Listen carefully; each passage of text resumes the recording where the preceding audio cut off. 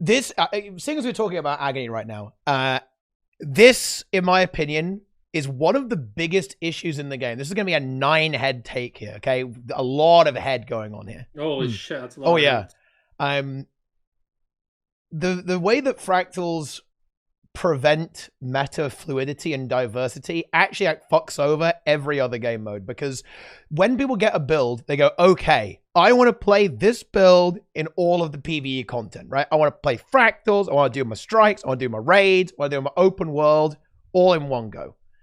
But wait a minute, that means that you have to gear up, like you just said, right? You have to get agony and full ascended every single time you want to play a new build, right? And this is like, well, people are going to choose to play like a slightly scuffed or nerfed or suboptimal, or, you know, or maybe they just won't try something new, right? They just won't try something new. Because if they do, there's such a barrier to entry, such an opportunity cost of doing that. It's just not worth it for a lot of players. And this completely screws the meta everywhere in PvE, because fractals, you know, despite the fact that they are, you know, we're memeing about how they're dead content, they're actually very popular, right, in terms of how many people actually play them, because they're good for farming gold, right? They're pretty much the best, you know, the core source of income for a huge amount of the player base.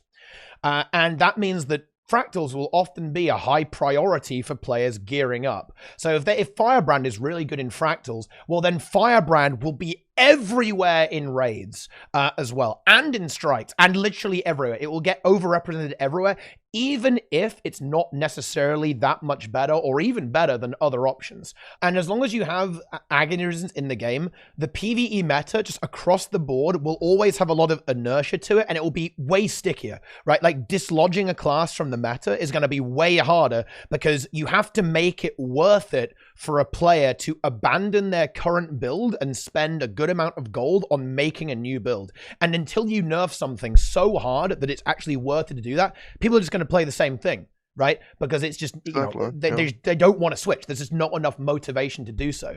So it's weird, right? Like, this really old mechanic is like gatekeeping PvE really hard overall. That is quite entertaining to me, actually. Yeah. Boop. All right, look. This one isn't my fault, chat. Before we get started on this tea time, I want to make it clear, I wasn't that late.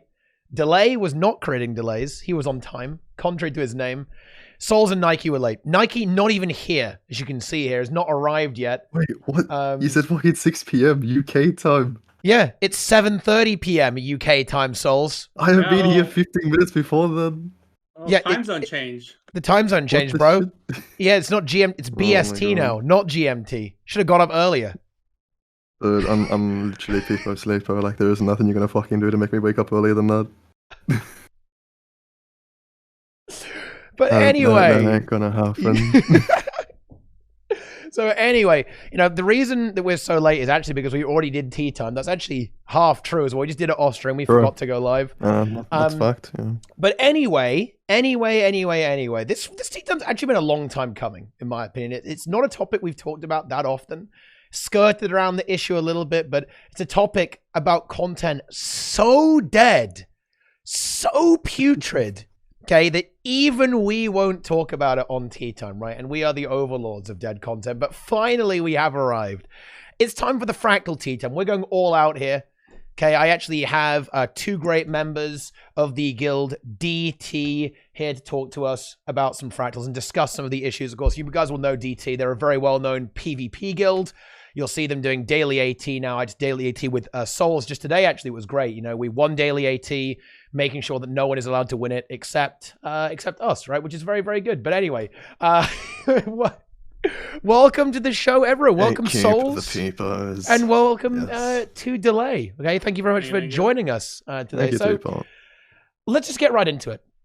Okay. I think I'll let you guys do this, actually. Just walk me through and walk the chat through what has happened to fractals over the past few patches, right? So not just the recent change to exposed, but perhaps some of the changes that have been happening historically for, say, the past year or so, with the way that the meta has been evolving and the gameplay has been shifting. Give me a broader overview of the gameplay shift in fractals. Souls, you want this, or you want me to do? Well, you can take the first half. All right. So, I mean, fractals, basically since their inception, were very, very power focused. way back when we had like basic fractals, power was always being run in dungeons because I mean Condi was a joke back then. So it's very natural people would just run power. And that basically stayed the course for a very long time until the first exposed change, which was the beginning of the end, really, because exposed got changed to 100% extra damage to Condi and 30% extra damage from power, when it used to be 50-50 for each. This opened the eyes to a lot of people that maybe Condi builds are actually better. And people started running stuff like Condi Firebrand and later on Scourge and later on Renegade, which kind of shaped the meta that's been happening for the past few years in LFG. Despite this, people in high-end communities still were running power because if you want to get those very, very fast kills, power was still superior. And it kind of stayed in this equilibrium for a while where, you know, Condi was using the LFG, but if you wanted to get a really fast kill, you played power. And then recently, there was another change to exposed, which made the exposed duration longer and nerfed power exposed again to 10%. And that was pretty rough. On top of that, throughout all these patches, constant nerfs to power, fractal power classes. First, obviously, Weaver got hit. Weaver used to be running fractals a lot. Then they got nerfed, and now it's like, why even bother running Weaver? It dies instantly, it doesn't do any damage, who cares? So basically I mean that's just par for the course for Weaver. Why even mention it? It was like such a good class to play too, because it was, it was a cool it was very complex. Like, you know, the precast, you had to freaking do on it. Precast, by the way. Yeah. But no, it was really, really rewarding if you played it well. That's the thing. Not many people could play it well whatsoever. But it was really good to have in groups. And the same thing happened to Berserker, where Berserker started falling out of popularity and power, being replaced by Dragon Hunters and Soul Beasts. So the comp kind of settled on 2 Soul Beasts, 2 Dragon Hunter, and a Renegade. Then there was another change where they nerfed precasting. Now, precasting was not that important for Condi comps because Condi builds bring loads of boons for free randomly, while power builds struggle. So power builds had to rely on a lot of pre-stack boons carrying them throughout the fight. So then they nerfed pre-stacking, which made, like, we have exposed change nerfs, we have class nerfs, we have pre-stacking nerfs, and it's constantly lowered the power level of the power comp. So I constantly have to keep cutting and keep pushing harder on, like, optimizing damage to even still meet the same DPS checks as before. And now we're at the point where the only reason power still exists and can still function is because they're kind of abusing one Wolfpack. All of power is falling on the shoulders of one Wolfpack to make DPS checks. And that's it. And that's all we have. We have nothing else. That's it. Exposed is gone. Our good old friends Dragon Hunter and Weaver and Berserker are nerfed. All we have left is one Wolfpack. While Condi's chilling. Condi doesn't care. It's just fine. Like, Condi doesn't need... Like, that's the thing, like to make these, like, particular power comps work, like, people need to play, like, you know, certain classes. Zerker, Dragon Hunter, Warrior, like... to get all these unique offensive buffs, whereas Condi comps don't really need this. Like, there aren't that many good Condi offensive, like, buffs out there other than, like, you know, freaking pinpoints, and like Condi signature from, like, Guardian. Like, there is not many. Like, there's no stress. It's completely stress free playing Condi comp and Fractals. That's the thing. So like, to sum it all up, basically, power used to be the dominant playstyle on Fractals, and now it's gone to a niche. And it feels like every patch, it still gets nerfed, despite it being a niche for a very small portion of the community. And it feels like they still are trying to push Condi ahead of power. And it just feels, as a Fractal community, it just feels awful, because it feels like we're constantly getting punished. We get no new avenues to optimize. And it's just sad. And it just makes us all very sad. Yeah, so talking classes and specs, like regarding Fractals, like if you wanted to, like, you know, some like really good builds you could play, like Condi Spectre's amazing to play. Like right now, like there is like what other classes have been there delay other than Condi Spectre? Like Condi Spectre is really good. Condi Virtuoso, that's Condi really good. Is decent. Condi Harbinger. Those like, are the OED specs. There are so many like decent Condi specs you can play in Fractals, whereas like power comps, like you've only got Catalyst, in all honesty. Like everything else, only on some bosses. So what would be the desired outcome here, right? So, you know, we're talking about some of the shifts we've seen, and it's become very, very Condi dominated. And I want to get into why that's happening, because I already see a few people in the chat asking why it ends up that way. So we'll dig into that a little bit deeper. But what does an ideal situation look like to you? Because I imagine that you wouldn't want to see every single boss power dominated either, right? You'd probably want to see some of them that would favor condition damage and some of them that would favor power damage, right? So you'd have even more variety than just that. Or is there something specifically about the power damage playstyle that is preferred by a lot of Fractal players?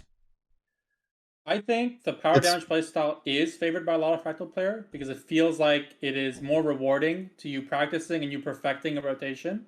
With that being said, I do agree. I think it's nice that there is some Condi variety. You see this balance pretty well in tier 4s, although I think it could favor power a bit more. Even right now, before these exposed changes, most tier 4 bosses favored Condi, while the trash mobs favored power. So you could argue there's a good balance there. And in CMs, up until recently, Encelis and Sunqua both favored Condi, so you could see some variety there as well, and I think that's fine. But for a lot of Fractal players, the real holy grail of like what's fun is the power bosses. And that's a bit because power classes are just harder to execute currently, while Condi feels like it's easy mode. It's very high sustain, you have lots of defensive options for free, lots of boons for free, you're not really rewarded as much for execution. So it's not necessarily a bad thing, but it's just like for Fractal players, I think if you're going hardcore in Fractals, most of the time, if you're going to spend time grinding a boss, you would rather do it in power, just so it feels like you're getting more rewarded for the effort you put in. While for Condi, there's less of like a ceiling, if you know what I mean. It's closer to a floor. It just feels more satisfying. Like in all honesty, there's a lot of the CM bosses. It's a lot more satisfying executing power comps well rather than playing Condi.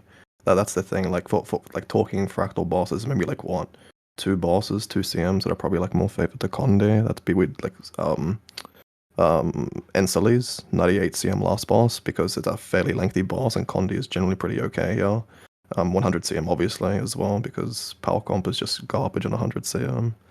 But I think it's important to emphasize when we're saying it's favored for Condi, this is talking from a high level. You're going for like very optimized strats in a static point of view.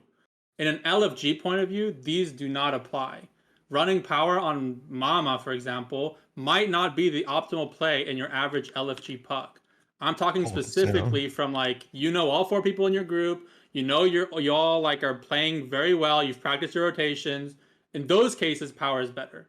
And that's like a very specific case because a lot of people think like, oh, you know, Condi power, like, oh, you're saying power is actually good on like most Fractal CMs, but it's only good for this niche group that you actually put your practice into it. If you don't put practice into it, you just want to get in there, you know, clear ASAP, get in, get out, get your gold, then Condi's still probably better on all bosses, on all content. There's no reason to run power except for fun. Power is just a for fun comp. It's the for fun playstyle, for fun gamers. It's also for the masses out there as well nowadays. Yeah. You know, you're like, yes, I want to spend 8 hours to get 3 seconds faster on Mama. I want a GG. I want to spend more time GGing for my execution than fucking clearing the boss. Yes.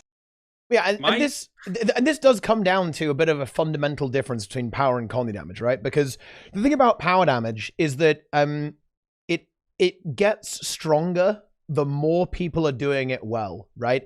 Whereas Condis don't really have this limitation. This is one of the difference between power and condition damage is very poorly understood by the community, and we don't need to get into that right now in all of the details for sure. But I think this is like kind of the key thing, is that power damage typically it rewards you for synergizing well because of the way it plays out. Like power damage is instantaneous burst damage, right? With no ramp up time whatsoever. This means that if everyone's doing it at the same time, you get some genuinely insane numbers, right? You're going to see a crazy spike, right? In the initial, kind of the initial part of this rotation, right? As you move on between different targets. Whereas condition damage, you don't have that strength, but you also don't have the weakness, right? It's very middle of the road, right? Which is why it's very favored by pugs because it's not so execution dependent.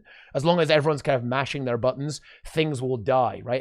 And I think, the point about Mama is absolutely right there, because I think, like, if you do like a random pug, it's going to be, well, maybe not so many Scourges anymore, but it will be like a Firebrand Scourge Fiesta, right? With everyone just like, oh, look at us go, right? We're going crazy. Yeah. Like ever since the Epidemic nerf, like pug grips, like that the Condi meta kind of started off like with Firebrand comps, and it wasn't until 100 CM came out that people started playing. Oh, look at Epidemic, we can just cheese the CC. So they started second Scourges. That's literally like it was the stupidest thing. Like that's nothing you could ever do on a power comp because fucking Epidemic exists like that. It was it was a good change, to be honest. I like the fact that they actually nerfed Epidemic because fuck that cheese and 100 CM. But now everyone just plays Firebrand now. Like after that nerf, everyone just goes to Firebrand because Condi Firebrand's just easy to play. It's chill, relaxed. It's got good CC you still. want to know the percentage of Fractal comps that had Firebrand before the nerf? It was 35%. After the nerf, 33%. Wow, huge. Firebrand dead. It's like it didn't do anything. Firebrand is still popping the fuck off because it fits so many things. It brings so much free utility, so much boons, has extremely solid damage, and it's a Condi build that actually can burst because it uses mainly burning, which is the most bursty Condi, and it's able to apply it very quickly. So it's like the bread and butter for Fractals. It's the dream. You have a Condi build that provides everything and has the best burst Condi. Amazing.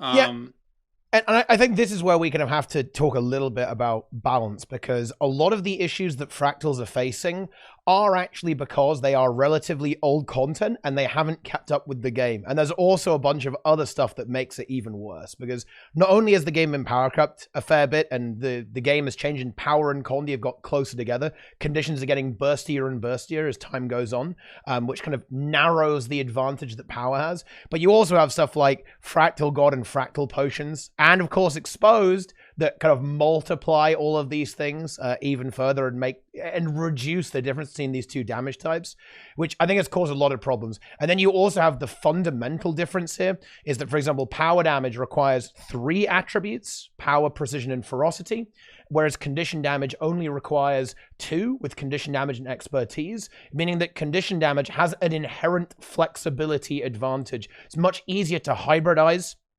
your condition damage build and fit other stats in there because you just have more stat points to spare compared to power. And there's also just a flat out design issue. And this is one that I always talk about, right? Is that, and this is not to do with Power and Condi. People always get confused. So I'm going to be very careful with how I say this. Gamers, listen up. This is not because of Power or Condi, but builds that do condition damage right now just happen to have broken utility attached to them, right? There's nothing about Firebrand that meant that it had to be power. If you take all the damage on Firebrand and replace it with power damage, it's still busted, right? Like Ashes of the Just is now Fists of the Just, and it just punches you, right? It's like a power damage venom thing. If you remove all of that and you make it power instead of condition damage, then Firebrand would still have all of this crazy utility. But it just so happens that Scourge, Spectre, Firebrand, right? All of these classes that we would refer to as cheesy, right? Quite rightly so. They're very, very good at doing exactly that. Breaking the content, happen to be condition damage builds. And this skews it even further, particularly in newer groups, like kind of pug groups and stuff. You're not going to run like the power comp where everyone's a full glass cannon. Hell no. I'm running my 20k HP Barrier Epidemic Scourge Overlord, right? At like 900 range the entire time, right? Hell yeah. That's what I'm talking about, right? That's a real build, you know? Imagine playing 11k HP Weaver, melee build, when you could play 900 range Giga Chad 20k HP Scourge, right? 900 range, good luck getting boons. Listen, okay? You got to go at... Hey, look. I want to roleplay Souls, right? I want to go on my longbow ranger, 1500 range. I want to be safe at last from the boss. Barebow. Fuck. But yeah, that point is pretty good. It feels like Power and Condi builds aren't created equal. It feels like when they make a power build, they're like, ooh, you're Virtuoso, Power Virtuoso, you're going to do damage. So we're going to give you damage, and we're going to give you nothing else.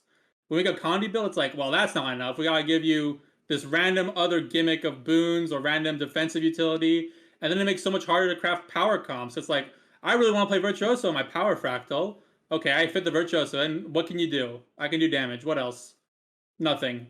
That's the thing, like, you know, between Power and Condi classes, like, there's always been, you know, that set few RGB meaning red, green, blue, like classes that have actually performed really, really well in Fractals, whereas some other classes, you know, they like Hollowsmith, Daredevil, Reaper, Power Chrono. Power Chrono is probably worse, to be honest. Like all these really fun classes. Like there are tons of people out there that play things like Power Hollowsmith, but it's not meta tier because it lacks the synergy. It's just a strong but selfish DPS class. It doesn't mean that it's garbage. It can't compete with things like Soul Beast, Dragon Hunter, Berserker kind of thing. Like if they made more variety for power comps, if they actually made like Hollowsmith meta tier and Fractals, Daredevil, Power Reaper, Power Chrono, heck, even like freaking Vindicator or Power Renegade without the AP buff, but add something else to it. Like I think it would make it more, you know, more fun for probably power comp users as well. They could do the same for Condi in the same sense, just add some, you know, unique offensive buffs to increase the synergy. But like that's the thing. Like there is a lot of power classes out there that just lack. But that's what I think is lacking. Meta needs. That's what I think is lacking from Fractal balance. It feels like they balance Fractal and they see it as power and Condi are equal when they balance the classes differently. So it makes this big disconnect where we're gonna nerf both power and Condi equally, but you're playing with weaker toys on power, and we're not gonna compensate you for that. So it feels like, well, how can you do an equal balance when the actual classes are not equal? The Condi classes have way better advantages, way more benefits going for them than power. All power has is what you said earlier, Teapot, is that power scales extremely well. If more people play power, and more people play power like in a specific window, and it's like it starts scaling exponentially. You stack all your like little time buffs at the same time. You get the exposed in. Everyone bursts at the same time. You get this like extreme reward. And that's the power identity. That's like the big thing going for power. But it feels like in every other aspect, it's behind Condi, and that's not taken into account when they make these balance changes. And so it really hurts the people that want to play power, because it feels like all we can do is this one thing, and that's burst in one window. And now you're ruining our window as well. And it's like, well, what can we do now? You know? I think the big disconnect is actually what you mentioned earlier, right? Is the sustain, like the sustain buffing thing. Like Condi classes have a very easy time just bringing extra boons and stuff like that, whereas power classes, you know, in a high level fractal context, are very reliant on precasting and then kind of just keeping the boons going, right? Like, just using a few abilities to keep it going just long enough to finish off the boss. And I think that is what, to be honest, really kills it in pugs, because you are not doing that in a pug group, right? Like the level of precasting that you're going to be required to do that, and the level of execution is just not going to exist in like a random group of players, right? You're going to run out of boons, you're going to be sad, you're going to do no damage, and the boss won't die. And that type of thing is not to be, that just can't exist there. So I think that's a really core design issue that ArenaNet need to look at. And this doesn't even affect Fractals on its own, by the way, guys. Like, this is actually something that affects all of PvE. Like, if you look at the PvE meta overall, it's very Condi dominated right now, like extremely Condi dominated with the way a lot of builds play out. And it's just because it just so happens that all of like the really giga OP buffing and support builds happen to do condition damage at the same time. Oh, I've frozen, by the way, apparently. But you know what? Look, I'm going to leave it like that because, look, Souls and Delay don't have a camera on. Look, you can see those little peepos. Look, the only thing animated on the screen was the little peepos dancing, with the Mystic coins there. But it was going to keep it like that. But yeah, anyway, it's definitely a big problem for sure. And you see it magnified in Fractals a lot. And that's something I want to move on to next, actually. Is this one is where, that was the warm-up, okay? That was the foreplay, as it were. Okay, now we're going to get to the actual thing because, well, let me fix my camera first, actually. One moment, gamers. I'll be right back. Face for current fractal meta. Yeah, I think it is a good face. It's a good face to have. Right, hang on a minute. Oh, man. I'm back. Wow. So, this is the other end of this. And I think this is as important, if not more important in some ways when it comes to PvE. And that is encounter design and the way the content actually plays out. Because we're talking about balance here, and this is all well and good. But the other side of this is that I think Fractals haven't really kept up very well with the way the game plays out. And I think that Fractals themselves are pretty fucking broken, right? In terms of the way the content is designed, right? I personally think it's a little bit ridiculous, okay, that you can walk up to an end game boss, challenging group content, and just break its defiance bar and then phase it in one go, right? If you're playing Power or Condi, that's pretty dumb, right? I don't think that's very good design whatsoever. It's not very interactive when the boss just sits there and just does nothing and dies. And this is the counterpart to balance here as well. And the big key is, how do we kind of promote this synergistic gameplay between players while also making the content actually have the time to actually fight back and do something as well. And that's why I think that kind of de-power creeping the game, you know, whether you do that by exposed, increasing boss HP, right, or whatever, reducing stun durations on exposed, changes to attack these mechanics in general are overall pretty good. Right, because I think there are a lot of design problems that exist in Fractals because of all the clutter attached to it. And well, I got a lot more bones to pick with some of the Fractal design memes, but I think that will start off for now. I think, let's go ahead and do that. Real quick before we start, I have a question for you, because you said old Fractal design, and I agree. A lot of Fractals are ancient, but do you feel the same way about Sunquell, which is a more recent, modern Fractal? I think Sunquell is a lot better. Yeah. I think it suffers a little bit from this. For example, if you're in a halfway decent pug, you are probably going to just kind of break her in the middle and skip the intermission phases every single time.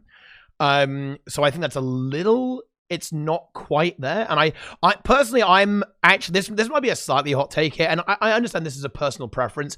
I think the idea of stunning a boss is a bit silly.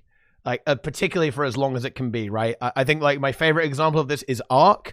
If you do Arc, again, like halfway decent, right? You don't have to even be good to do this, but if you do Arc semi-decently, he gets like 12-second stun at 30%, just does nothing until he dies. I mean, I don't know, like, that's lame. I'm sorry, it's lame. It's trash. But see, like, the thing is, right? Okay, so I just want to point out, like, MK Chan and Static actually pointed out, like, a good thing here, and this is something, like, Delay and I pretty much both agree on, like, a way to kind of fix, the way to kind of fix this problem is literally just increase the HP of these ads.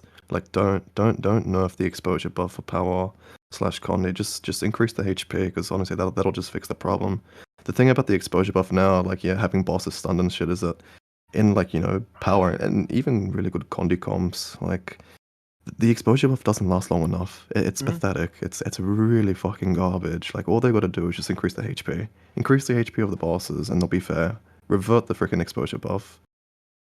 The thing is, as well, is like, an exposure buff to me is just like, it's a reward for the Defiance bar break. I agree that the stun thing is a bit stupid. I would much rather a shorter stun duration, so you could still use the stun to, like, interrupt an important attack, that we could use your break skillfully, which in high level groups people use on Ensolis. You break right before he slams, which actually skips him doing the slam. It'll go on full cooldown. But we don't need the stun to last 5 seconds for that. You're gonna make it last half a second, and then at least the boss does something. But to me, like, a lot of people say, oh, like you just said, if you phase a boss and he's AFK the whole time, that's not really content. But is there actually a difference between doing that and just having a healer in your group making you invulnerable the whole time? Because even if you increase boss HP, what's stopping somebody from just going one Scourge, one Heal Brand, and then just they can face tank infinity amount? Have you ever seen a pug wipe to Scorvold, no matter how slow they are, because they just died to Scorvold's attacks? He does no damage, and a healer can get you up, and if you somehow down, you all click F, and you're chilling. So, it's like, it's not only a problem of, like, oh, you phase it too fast. If we make the phases harder, like, you can't phase as fast, now Fractals are hard. It's also that Fractal bosses are just unthreatening a lot of the time, and if you run a healer, it's just crazy OP. Like, you don't even need to run a healer to survive, but if you have a healer, you're not dying to anything, except Sunquell, but... So I think there's a lot more fundamental problems than just boss die fast. It's also that boss no do anything. Yeah, true. Boss look at you and swing arms around, and your healer heal you. This is why I do like the direction where Sunquell is going. You know, that I think that boss actually is quite threatening. It does a lot of damage. There are certain things that you're going to have to do, like breaking the Defiance bar on the Explodey ads as well, right? Dealing with the tethers, stuff like that. I think these are all actual good mechanics. This goes into a criticism that I've had of Fractals for a long time, and it's exactly what you just described. The bosses don't they don't always have mechanics. They have attacks, right? They'll just hit you. And the thing is that if they just hit you with something, then yeah, you can just completely break them with a healer. It needs to be a little bit more mechanical focus, where if you need to engage with X, otherwise you're going to die, right? You can't just spam green numbers and blocks to get past it. I do think this is a fundamental design issue with, honestly, a lot of Guild Wars 2's PvE content. Incidentally, I'm not just going to solely level this at Fractals, by the way. This is absolutely a problem in raids as well. The only content where they're starting to move away from that, where you have this, the bosses don't really do anything and you can just ignore them with healing, is actually the new strike missions. They've only very recently started moving away or moving in a better direction PvE wise. So yeah, I would say, yeah, this is absolutely... Wait, what? So, sorry, say again? Dragon's End Metal. Yes. Yes. I mean, that's the hardest PvE content. Fucking Peepo Smusher. Yeah. It doesn't fuck around. Yeah, for sure. I definitely think that some very baseline things should be evaluated, right? And it's hard to do that, you know. I think that, you know, the chat pointed this out, and I do agree, you know. I like the idea of Exposed being this reward for playing well and kind of planning out, like, how are you going to go into this encounter? Where are you going to break the Defiance bar? You're going to interrupt an attack. You've got your burst lined up there. And that is good. And I think that, yeah, I think you could definitely buff Exposed again. I think 10% is a little sad, right? You know, it's kind of a number that does make me laugh. Ooh. Okay, you know, I enjoy watching that. It's good. But you know, okay. I think it needs to be done well, and I think honestly the content just needs to be I don't know, it's hard to do, but I want to see something like tier 5 fractals, right? Because realistically, they're not going to go back. I would love that. Trust me, they are not going to make, they're not going to make tier 4 harder, right? Because now we reach the ArenaNet dilemma, the ArenaNet end of this equation. If they actually make fractals too much harder, right, by nerfing classes and increasing the HP of the content, stuff like that, then nobody will be able to beat it, right? Like Sunqua Peak CM is already really hard for a lot of the player base. It does not have a good clear rate. Not many people do it, relatively speaking, compared to the population. If you then go ahead and say, you know what? We're going to nerf all the classes that help you do it. It's not going to go very well, right? And if they add more HP, it's just going to cause more and more failures, more and more frustration. So they can't really do that. I think the only way they'd have to be able to do it is actually make something like tier 5 at this point and layer on more mechanics and stuff like that. Because making the content harder is not an option. And making the content harder by...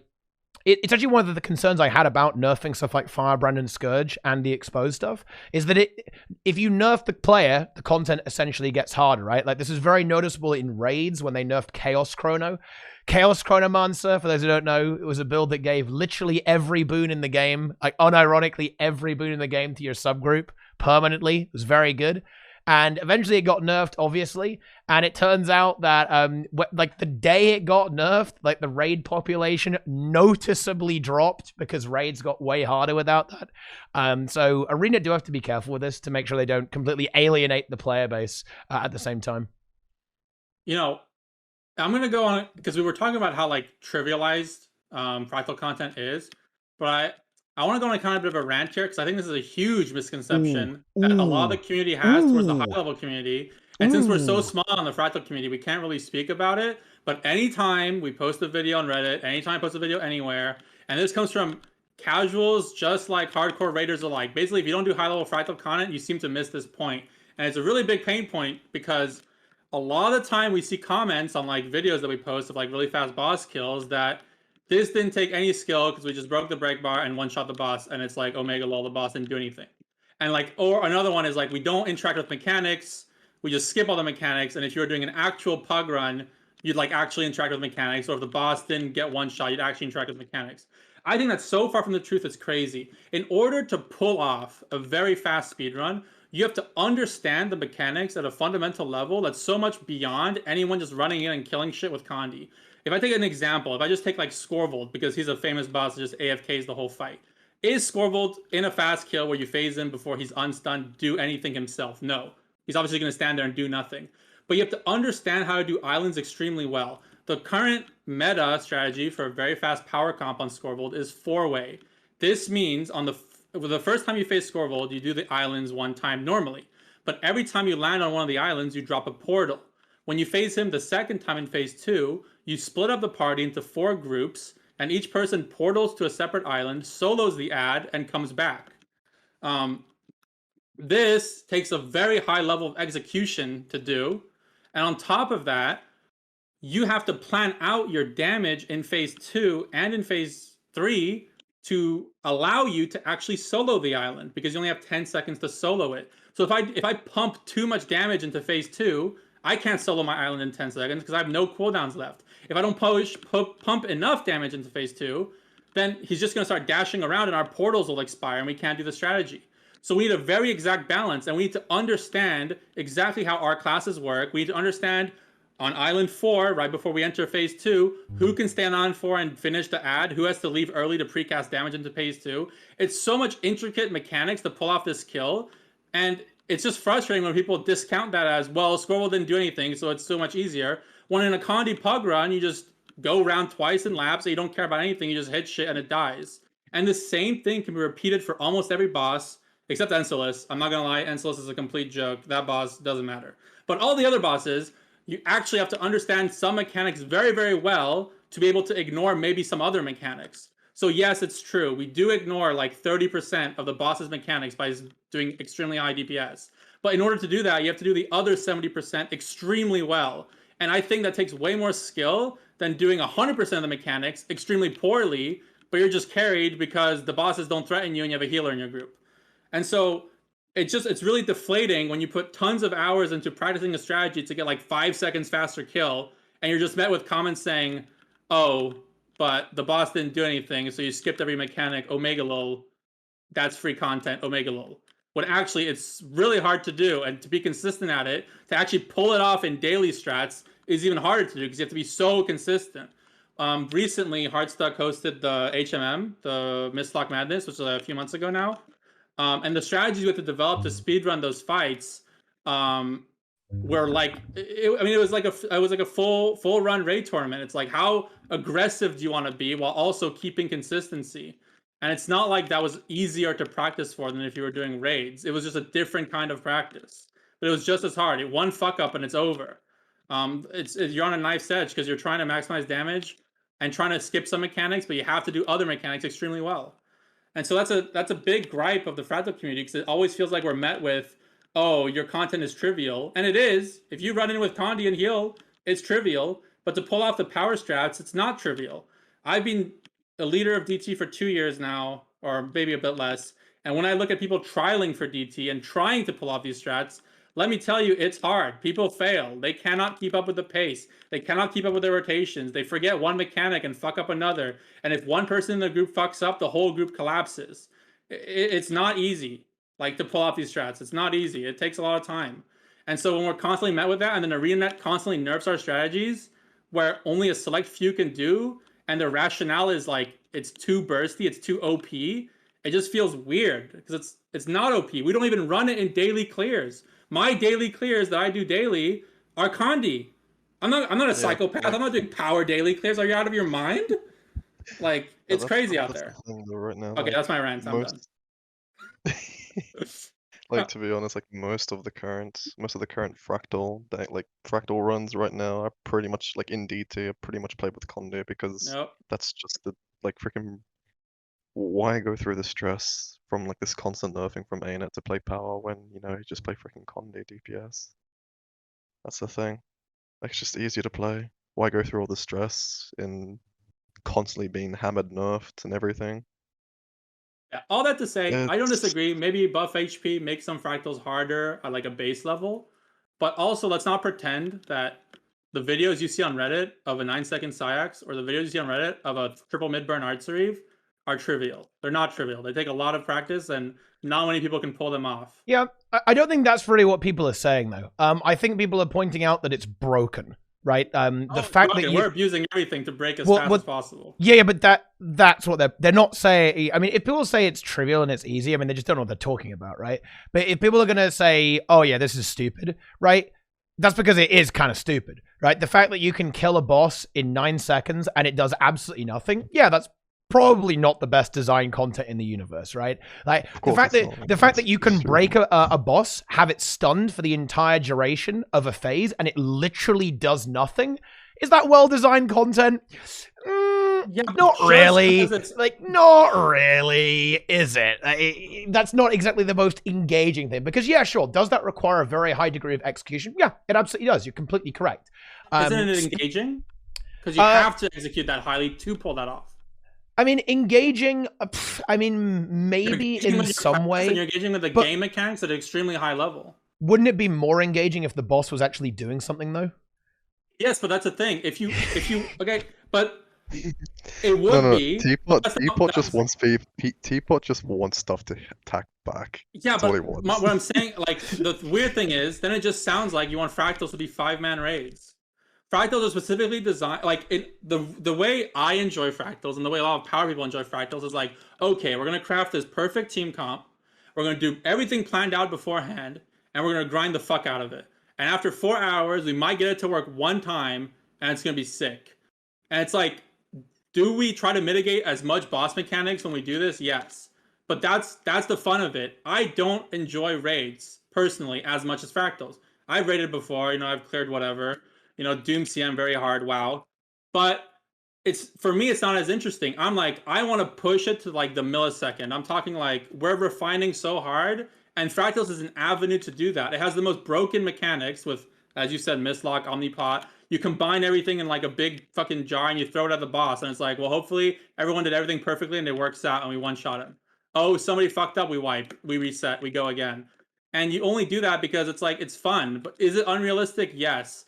So should the game be balanced around this very niche, very unrealistic scenario? Does that make any sense? How many people actually, like, you referenced this 9-second SciX. How many people in the game do you think have done a SciX that fast or are even capable of? So little people. So why waste your time balancing around something that only happens that can only happen 1 in 30 days, because you need the instabs to line up. We haven't even talked about instabs yet. That's a disaster. And then on top of that, you need like 5 dedicated players that want to waste their time to do it, all for like a showcase skill that doesn't mean anything. Because like, the mechanics that allow that to happen trickle down to the rest of the game. Because do you get a kill that fast in a pug group? No, you don't.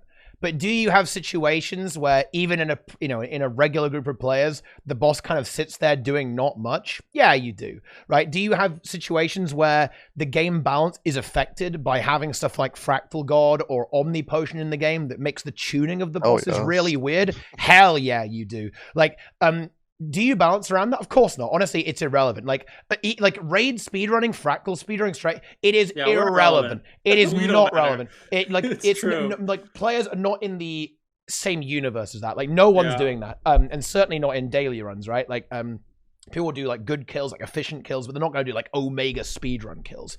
But I think the problem is that what enables that type of play makes the game, it causes bad things to happen at a lower level. For example, I think 100 CM is such a great example. So Sunqual Peak, perfect example. If you don't have the Omni Potion or the defensive potion, almost everything there like one-shots you, right? And it's because they have to balance around that, you having that potion now. Because if they don't, then the boss just does fucking nothing, right? Like, it just won't be able to kill you because you have so much extra free damage reduction, particularly when you throw in, I don't know, like food and protection or whatever. Boss can't kill you anymore.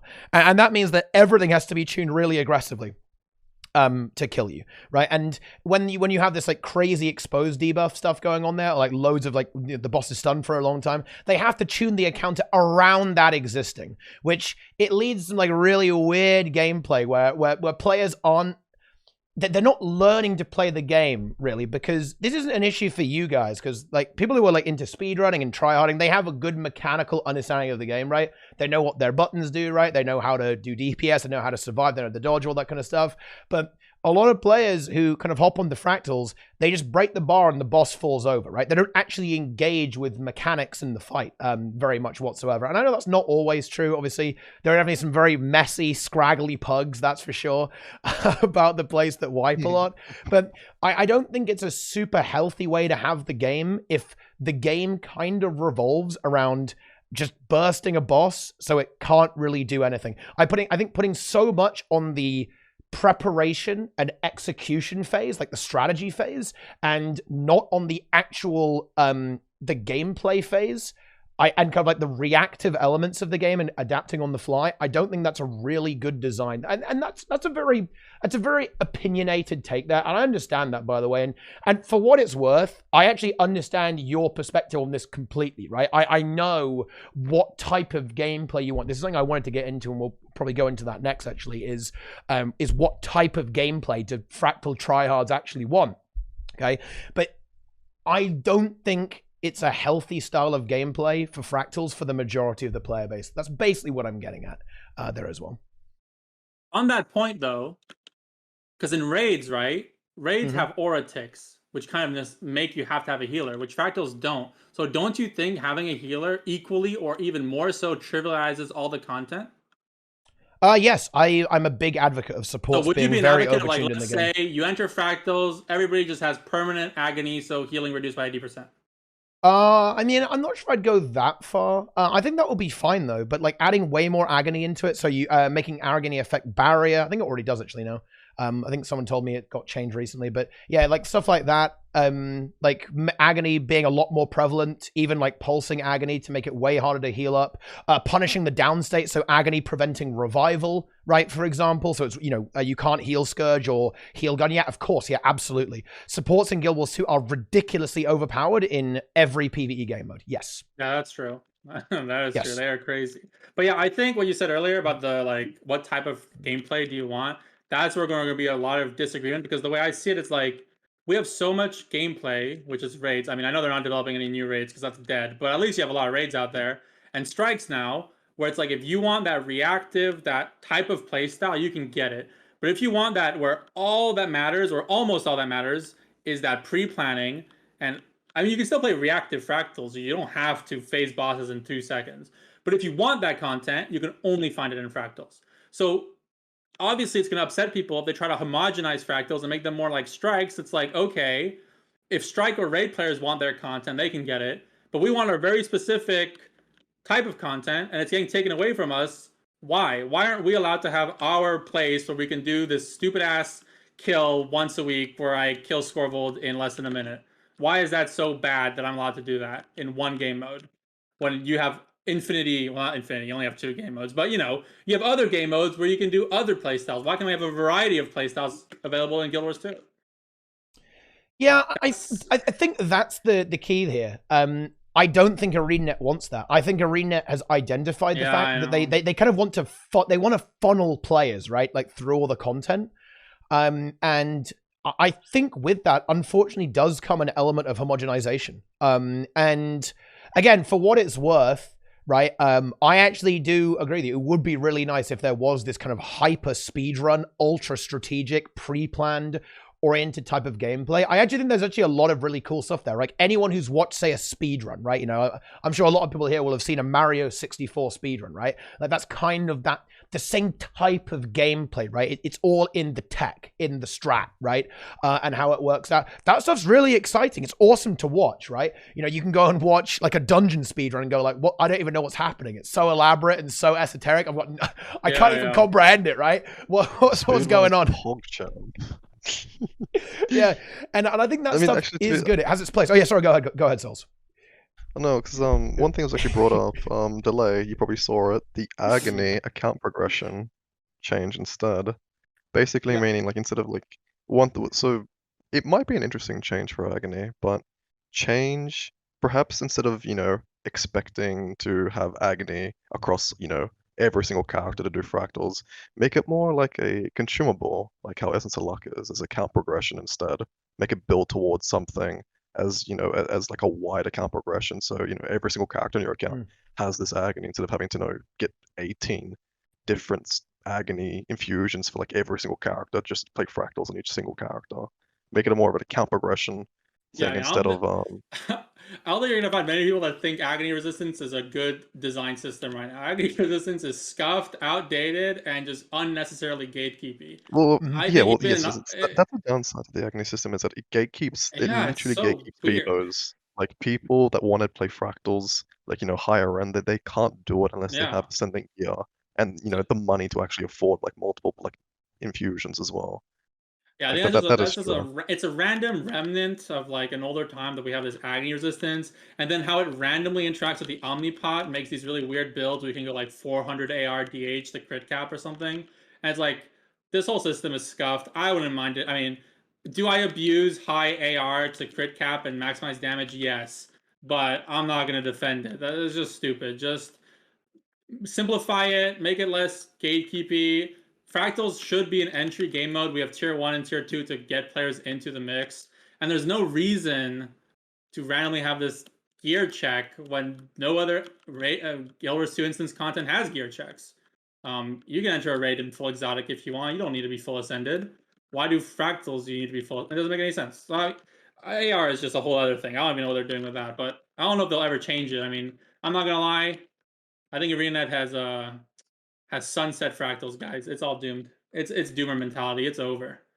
It strikes now. This seeing as we're talking about agony right now, this, in my opinion, is one of the biggest issues in the game. This is going to be a 9-head take here. Okay, a lot of head going on here. Holy shit! That's a lot. Oh yeah.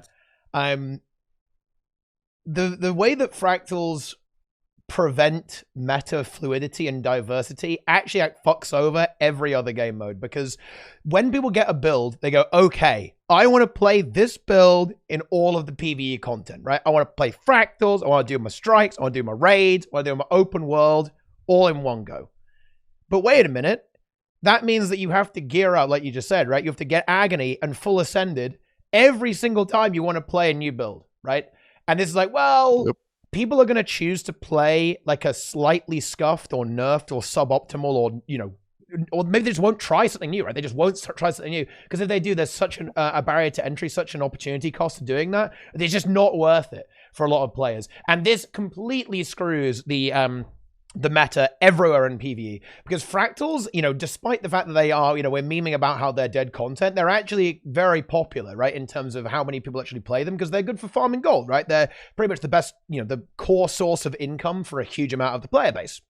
And that means that fractals will often be a high priority for players gearing up. So if Firebrand is really good in fractals, well, then Firebrand will be everywhere in raids as well, and in strikes, and literally everywhere. It will get overrepresented everywhere, even if it's not necessarily that much better or even better than other options. It's why you don't see a lot of overrepresented. Exactly. You saw that with Scourge, right? When Scourge started rising like crazy in Fractals, suddenly it started leaking into raids like crazy as well. Because people just started like, oh, Scourge is actually kind of busto. And they had to gear it for Fractals because they do it daily. And they're like, oh, fuck it, I'll just bring it to raids.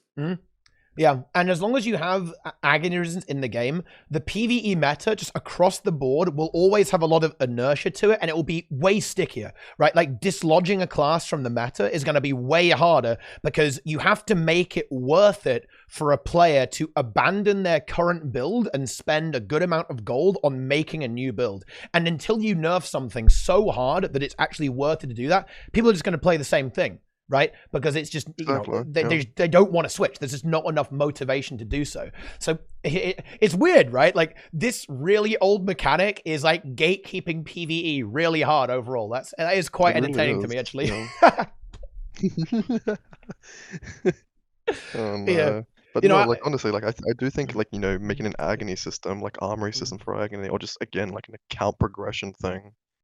So, you know, you'll only ever need this much agony on your account ever, and you can go to fractals on any character, any class you want. I think, you know, that would probably get more people probably either playing fractals or try out different things as well. Yeah, for sure. It would definitely be a big thing. The scary thing is, I think if ArenaNet would ever like take a look over AR, that means they'd probably be like, okay, let's take a look over fractal systems. And you know, when they do that, you know who's in the line of fire? It's Mistlock, MightyTeapot, Fractal God. All these things that we kind of need to function, guys. So it's actually sad, but for a lot of Fractal players, if you told my agony stats, please don't touch it. I'm just saying, for a lot of Fractal players, if you told them, do you want ArenaNet to look at Fractals, yes or no? The answer would almost always be no, because it's not getting better. Every change they've done the past year has been, in our eyes, negative. So we're scared of changes because they're very rarely good. Here's what I really want to do, because we kind of danced around this a little bit during the start of the show. Let's really kind of get into the meat and potatoes here. What is it about, well, let's isolate what you want Fractal gameplay to look like. Exactly. Right, from a high level perspective.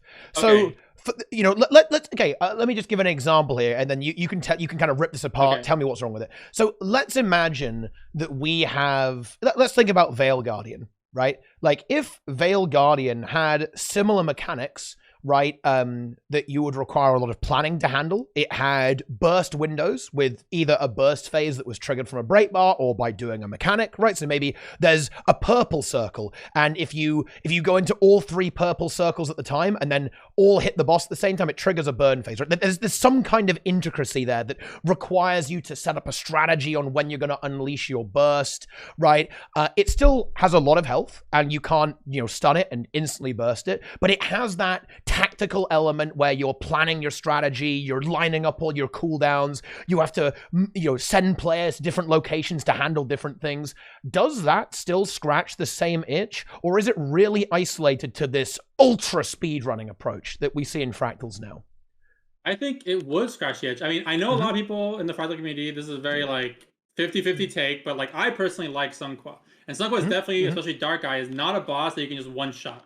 But Sunqua does have those elements where you have to do specific things, like you get the break bar, you get the big burst window, you can plan it out. But also, for example, a strategy is like, you know how the fears in Sunqua, right? They aggro to the nearest player. So what you can do is, when Sunqua's in the middle, when Eye's in the middle, you have 2 players stack inside her, 3 players spread around as a triangle to manage the aggro to let 2 players burst really hard.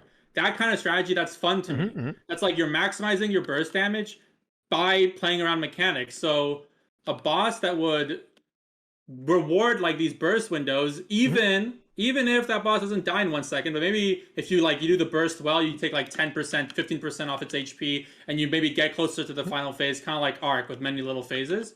That's fun. It's like, we do mechanic properly, we burn. Mechanic properly, burn. Mechanic properly, burn. And it's all about maximizing your cooldowns, saving your cooldowns for the next burn, and all the basically burst repeat phase. I think Arc shows this very well, where you burst Arc, and then you like give a bit of downtime, you do the blooms, you let your cooldowns reset, and then you burst again, and then you let your cooldowns reset, and you burst again. That's more fun to me than a fight that has no phases, where it's just like, I'm doing sustain, I'm doing my full golem rotation, then I do it again, then I do the golem rotation again, I do a mechanic here, I do a mechanic there, but there's no like, I have to cut skills because I have to hit this in the window. I play Power Soul Beast, that's my main. And oftentimes I'll skip skills, like I'll skip a full Longbow 2 channel because I simply don't have the time to wait for that to channel. I have to move on to higher priority skills like Axe 4 and Axe 5. And I think that's fun. It's like on this boss, I can do my full Longbow 2. On this boss, I can do half a Longbow 2. On this boss, I can fit in F3 before Axe 5. On this boss, after. It's all about how do you min-max your burst for a very specific window.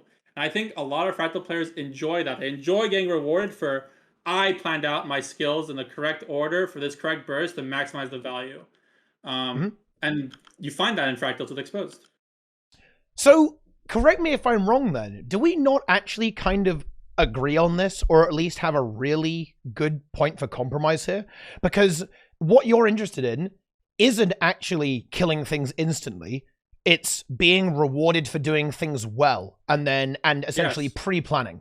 So in other words, there is actually, you know, we've made it, guys, to the compromise element here. The compromise is that we would want stuff like Exposed to be powerful, right? And all, you know, worth going for, and having that strategy and pre-planning. But we're also okay with bosses having more HP, not dying instantly, right? In one phase, just as long as they have this strategy to them. And funnily enough, I think go ahead. They went for 100 CM. I think the direction they went for 100 CM, I think is very, very good, because you know, it's not a boss that just, you know, falls to people's feet, which is the, like, you know, the ability to execute well. Like, it's a lengthy boss. It has mechanics. It has mechanics like people have to focus on and like react to. It's a very, very good Fractal. Even though it's basically like a single boss fight, I still think it's a very, very good thing. I think that's a step in a good direction for Fractals. Like, personally, like I like Undersim a lot. I like the way that how they made it. I like the mechanics behind it, and you know, the double phasing of it. It's very, very good. And you know, I would actually like to see more Fractal bosses like that. 100%. Yeah. Because, you know, I do think that this is actually a criticism that I would apply to a lot of the game. Because, you know, Delay, you pointed out that you know, if you just take supports, you can basically break the game. And you're absolutely right. Okay. Yes. This is not just a Fractal issue. This is a literally every area of the game issue. If you take healers, you can kind of just blast through just about anything in the game. This is a very long-standing problem, and I would advocate for, you know, I would advocate for this being added everywhere in the game. For example, I'm not opposed whatsoever to adding some kind of exposed debuff even, or this concept of burn phases to raids. I think that would be fine. In fact, I agree with you. I think it would be interesting, right, to be able to do that. I think that's, I agree with you that it is dynamic, and the more dynamic the content is, the better, really. Like, the more you have to think about your ability usage as opposed to just spamming, right, it gets way more interesting. In fact, it's one of the reasons why I don't really like playing DPS in raids. It's because I feel like I'm just pressing my buttons on cooldown, right? It's just not that fun from my perspective, because I'm not interacting with the fight in any way. So when you have Fractals, yeah, DPS is inherently more interesting in Fractals because you have an extra degree of interactivity. You aren't just pressing your buttons in order, right? You need to think about, okay, I need to save this skill for this. I need to use this ability here, right? Okay, all that kind of, it's not just Scourge, though. That's the thing. Like, I play other DPS. Look, I played Weaver, guys, okay? I know how to play DPS. But it's the same on everything, right? Like, no matter what DPS class you play, like in a raid, a lot of the time you're just kind of mashing, right? Which isn't very good. You just sustain build up and you keep doing damage until the boss dies. Yeah, so, and that's not good. It's not good. But and it's like, it's why a lot of this, like, imagine this last patch notes, instead of like doing whatever they did to expose, they had instead been like, okay, maybe 100% Condi damage is a bit too far. We've nerfed it a bit, like 80%, 70%, whatever. We buffed power back up to 50%. But we're increasing boss HP by a lot. Maybe we couldn't do these burn strategies. Maybe our kill times would still go up because they buffed boss HP. But at least it would feel like, you know, I'm actually still getting rewarded for playing the game with my burst in mind. I'm still getting rewarded for this type of content. Now, obviously, if they buff boss HP too much, then it becomes literally like raids and burst doesn't matter. If I burst and expose El Mama and it only does 5%, then it's like, okay, well, there's no point, right? I might as well still go sustain, right? But you can look at something like KC. KC has a lot of HP, but he has a crazy buff you can do. Obviously, if you go 5 orbs, it's a bit ridiculous. But you can imagine it in the same way where there's a break point. There's a break point where you can have large boss HP, and if you do the break mechanic correctly, burst builds are still rewarded. It just feels like now with 10% on power for 10 seconds, am I really... I'm trying to extend my Soul Beast burst rotation as much as I can by using Longbow 2, all my F skills and everything. I still run out before 10 seconds. And I'm like, did I even need any thought? Isn't now everything just use all my skills off cooldown and wait? Like, is there any difference between me and if I just played Condi Firebrand and spammed every skill? No, because there's no window. The window's so big, I just fit everything. So it just feels unrewarding, even if maybe a boss HP buff would have been more detrimental to how fast you kill the boss. It still would have felt good to be like, ooh, my X5 hit for 300k there because I planned everything correctly, instead of, ooh, my X5 hit for nothing because nothing does any damage and I'm just waiting until I auto-attack him to death. I actually want to respond to something that you responded to, Delay, because I actually disagree with what you said, actually. Because Davisky said that you're only thinking about it from a high-level perspective, and you said that, you know, you are basically. Well, I mean, obviously you are, but I actually don't agree with the premise there. I think that you're thinking about it from a high-level perspective, but it also applies at the entry-level perspective. I don't actually think it's isolated to high-level play here whatsoever. Well, yeah, it affects everyone. It will affect the casuals as well. It will 100% affect the casuals. 100%. I think that the idea that gameplay is interactive and the way you use your ability matters. That's good English. The way you use your abilities mattering, that is absolutely key for a new player experience. Right? If a new player's like, oh, I can just mash all my skills, you aren't going to learn how to play the game, right? I'm just me mash buttons. And look, don't get me wrong, nothing wrong with mashing buttons. Okay, if that's what you want to do, that's fine, right? But I think it's really important that there's a reward to playing well with the game, right? You know, it should be better to think about how you approach your boss. It should be better to consider your approach to an encounter and try to do it well. And this is something that does get a little bit lost, honestly. It gets lost in the source with a lot of Guild Wars 2 PvE, is that it kind of doesn't matter, right, that much, right? Particularly, you know, we already went over this, so we won't go back to that, but particularly with the fact that it's a Condi meta right now where synergy is a little more disconnected compared to the power bursting meta back in the day. But yeah, no, just to quickly say that I'm gonna back you up a little bit. I'm gonna back you up even more. You didn't go far enough. Okay, yeah, I see. Yeah. I can kind of see it though, because right now, if a new player wants to start playing Fractals, they ask me like, "Hey, what should I focus on or whatever?" Just pick up a raid build and do your damage. Like, there's nothing special. Unless you're in like this really weird niche where you're trying to do this very specific thing, you don't really have to care about these exposed things. Just break the boss. Most of the value of the break actually comes from the stun, not the exposed. And just do your rotation, you know, do damage, whatever. Who cares? It'll die. But it's hard to justify the reward even to new players, and that actually makes it hard to funnel players into the hardcore scene, because you do Fractals as like one way, where you do Condi, you're backed up by a support. It's like maybe one day you're like, you know what, I want to try to level up my Fractal gameplay. And it's like, yeah, it's completely different. You're not playing Condi, you're playing Power now. You have no healer. You have to care about all these things you don't have to care about, and it's such a weird gap. Which it's like, I don't think this exists as much in other game modes. It feels like Raids is a better progression, where it's like, obviously there's more advanced strategies in Raids and there's more advanced builds, but at least you still play the boss similarly. But Fractal's like a completely different world. Like, the world of Pug Fractals and the world of high-level Fractals aren't even on the same planet. You don't even play the same power damage type. Like, you play Condi versus Power. And it just feels weird to be like, yeah, I'm a new player, don't care about the reward mechanic because it doesn't mean anything to you. It's like, wait, isn't that a core mechanic of Fractals? Yeah, but don't care.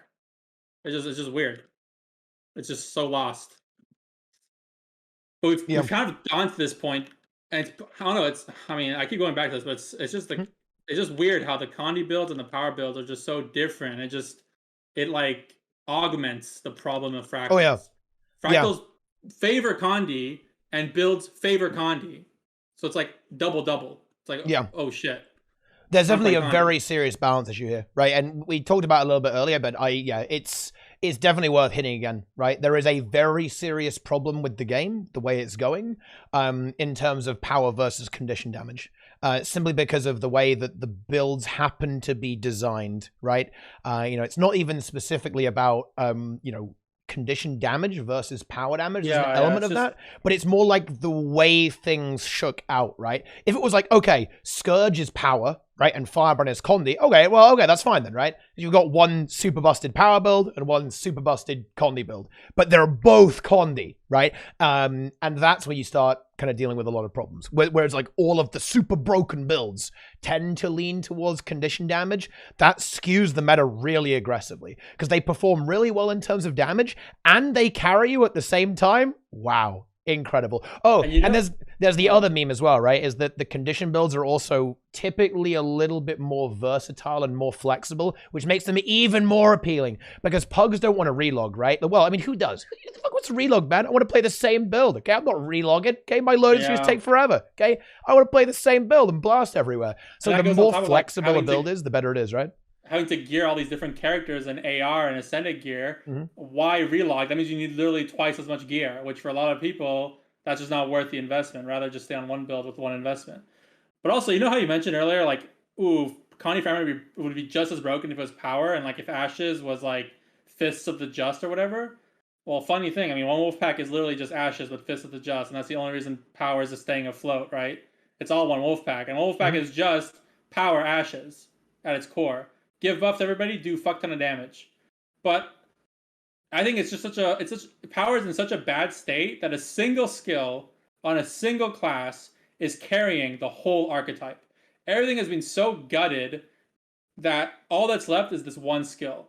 And if ArenaNet ever give it the Soul Cleave treatment, rest in peace, then it's like, it's over. There's no reason to optimize Fractals anymore without one Wolfpack. Because one Wolfpack is doing everything. And it's so deflating. We're just after EOD. EOD launched like a month ago or something, and it's just so sad because it feels like, what have we been running this whole time? Dragon Hunter, Soul Beast, Renegade. What tools did we get with EOD? All we got was nerfs. It's okay to nerf stuff. Like, I'm a Soul Beast player. I think one Wolfpack is broken. If it got nerfed, I wouldn't be surprised. But I would like it to be nerfed and other stuff buffed so that it's like, okay, how can we optimize on this new stuff? And it feels like Condi got that. They got Spectre, they got Condi Mechanist, they got Condi Virtuoso, Condi Willbender. All these things are playable in Fractals. They all fit in well in the comp because they bring either other boons or extremely high DPS like Condi Virtuoso. While Power Fractals got nothing. Only Catalyst on some bosses because they can kind of replace as a quickness source. But the other power builds from EOD didn't offer anything, and no other power builds from POF or HOT got buffed. I think a lot of people would like to play Daredevil or would like to play Hollow and see the potential, but they never get any attention in terms of Fractal specific buffs, and all the Fractal specific power classes keep getting nerfs. Like recently, DH got its trap nerfed, but it's cooldown reduced, which is less valuable in Fractals, because in Fractals you don't really get 2 traps off, you just phase in 1 trap. So it makes it so depressing in the Fractal community at the high level, because it feels like we're constantly getting nerfed and we're not getting any other options. I don't mind playing other stuff in Soul Beast. It's just that there's nothing to play and nothing ever gets incentivized to play. It's all Condi all the time. So it just feels sad. It feels bad. Indeed.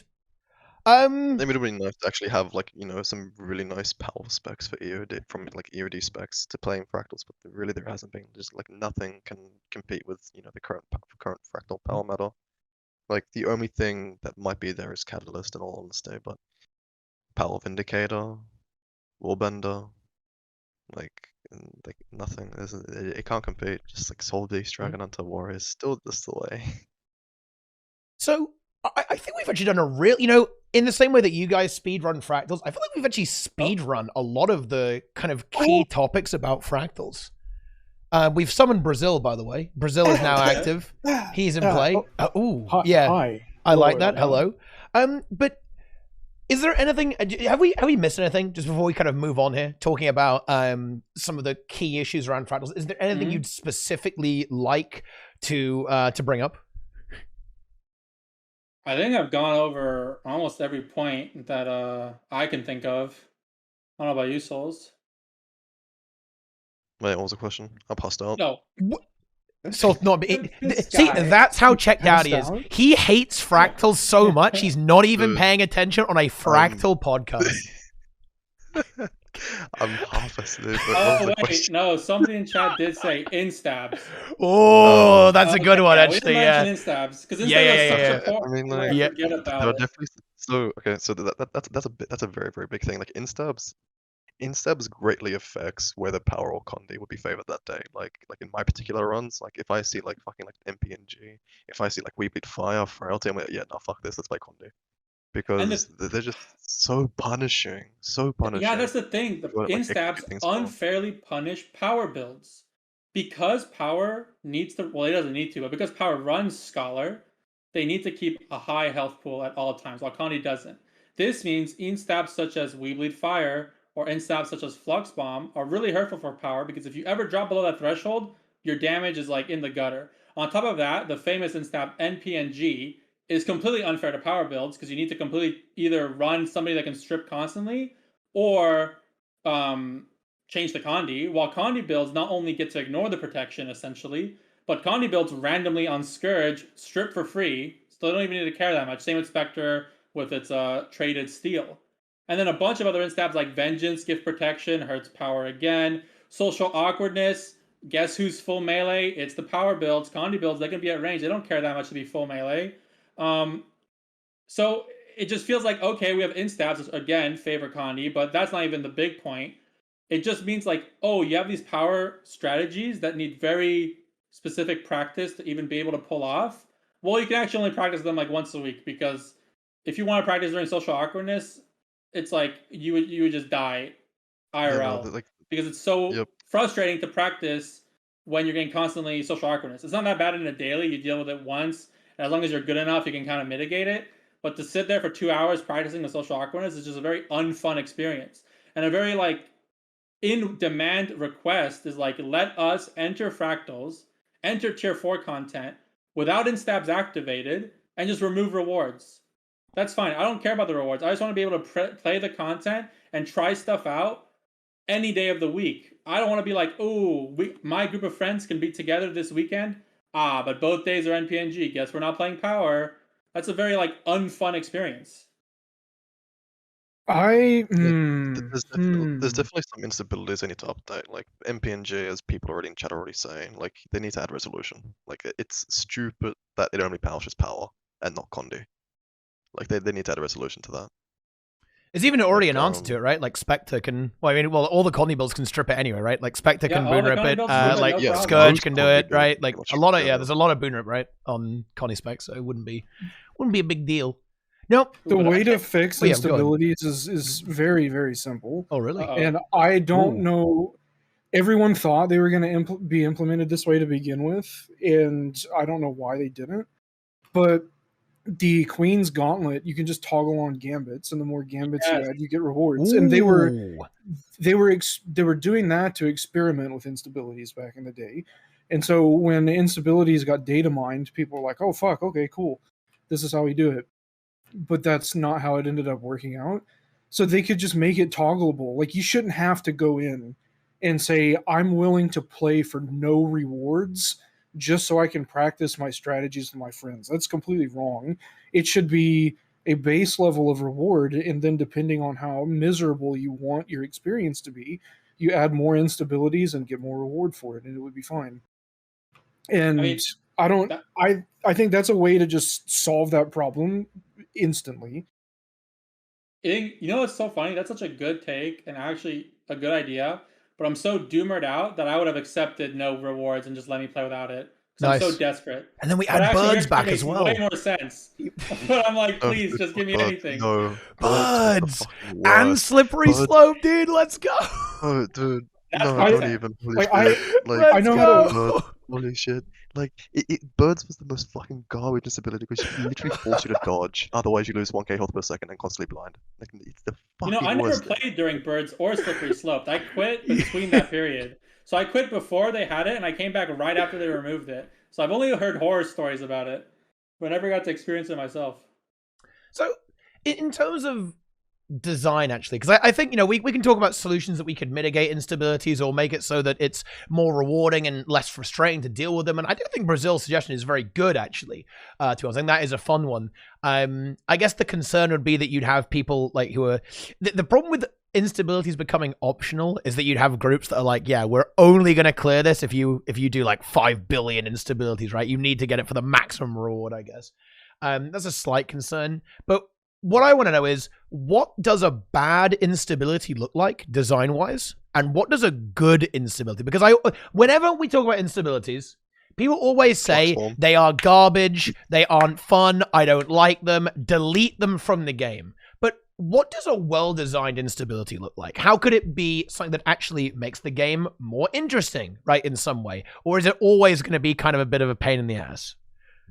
Social awkwardness is the best one, because it makes you think about traps and AoEs. It makes you have awareness, but you can also grief pugs or your friends if you want to. I think it's just there's so much positive and so much negative about it that it's the only one, I think, that is completely perfectly balanced, and you can use it in different ways. I think that's a perfect Flux Bomb, actually. About what? Flux Bomb? Flux Bomb, yeah. Yeah, Flux Bomb. I feel like I prefer Flux Bomb because it happens to one player, so it doesn't break the whole group. You can still grief people because you can just drop the bomb and be like, "Fuck you, I'm not changing my rotation." But I like Flux Bomb over Social Awkwardness because the fact that Social Awkwardness is always on, even out of combat, means it's even sometimes frustrating to just run to a boss. It's like, bro, can we just not? We're trying to go to this tiny little corridor. Why is my whole team like dying? Like cliffside, like it's like, bro, I just want to walk straight, And it's like, oh, by the way, Social Awkwardness randomly extends vertically like 1,000,000 miles. So if you're playing cliffside and you're like above somebody at Social Awkwardness, you push them off. It's just, I think Social Awkwardness is a weird one. Now you come to like, what is a good designed instab? Now you have the camp that says no instab is the best design because we hate instabs. And like, if you want to get those consistent runs, that's the correct take. But I actually kind of like instabs that make you change your playstyle a bit. So instabs that don't do anything, like Vindicators, I think those are badly designed. As long as you don't die, you basically don't have an instab. So it's useless. Who cares? Yeah, but something like a Flux Bomb, I think, is better because it doesn't have such a high impact that it completely breaks everything, like NPNG. But it still has some impact so that somebody has to do something slightly different sometimes to get, like, on Shattered, you jump in the air to negate it, or in other fractals, you know, you do your rotation and you maybe skip a skill and move out and move back in. That to me is fine. Like you're having a bit of change, you know, it's a bit different, it's a bit random. We love random, but at least it doesn't completely nuke the strategy like NPNG, and at least it's not completely irrelevant like Adrenaline or something. Yeah, I do like the idea that you can also use it to your advantage as well. I think that was actually a clever idea. I think that being focused on a little bit is quite good, because you can like drop the flux bomb on enemies too, right? And it will also affect them. I think that's quite interesting. It makes it even more interactive in some way. So I think trying to bring in more elements of that where it has potential positive benefits if you know how it works and you handle it well, I think that's fun too. Speaking of, a couple instab stuff. Souls go. Toxic. Toxic sickness, I think, is pretty fun to be honest. Oh yeah, that one is good. Yeah, it's a pain in the ass in some CMs, but it's, you know, that's literally a way to make great. What if it was actually good and it was given to like 1 or 2 players? But you know what? Fuck it. Let's give it to all 5. Let's just make you hate your life. Oh, you got hit by 3 of them. You're dead. Good luck. Sick. I think it could be kind of interesting though, right? If you could like spit on the boss and do damage to the boss as well. So if like everyone arranges perfectly and all like forms a little ring around the boss and everyone spits on it, that actually still does damage. I mean, that'd be kind of. Also, I mean, it would be kind of interesting, right? If it could do that. You know, a fun fact. You said like, oh, you know, instabs would be good if they have a positive. Do you know about the instability vengeance? Right? You know how that one works.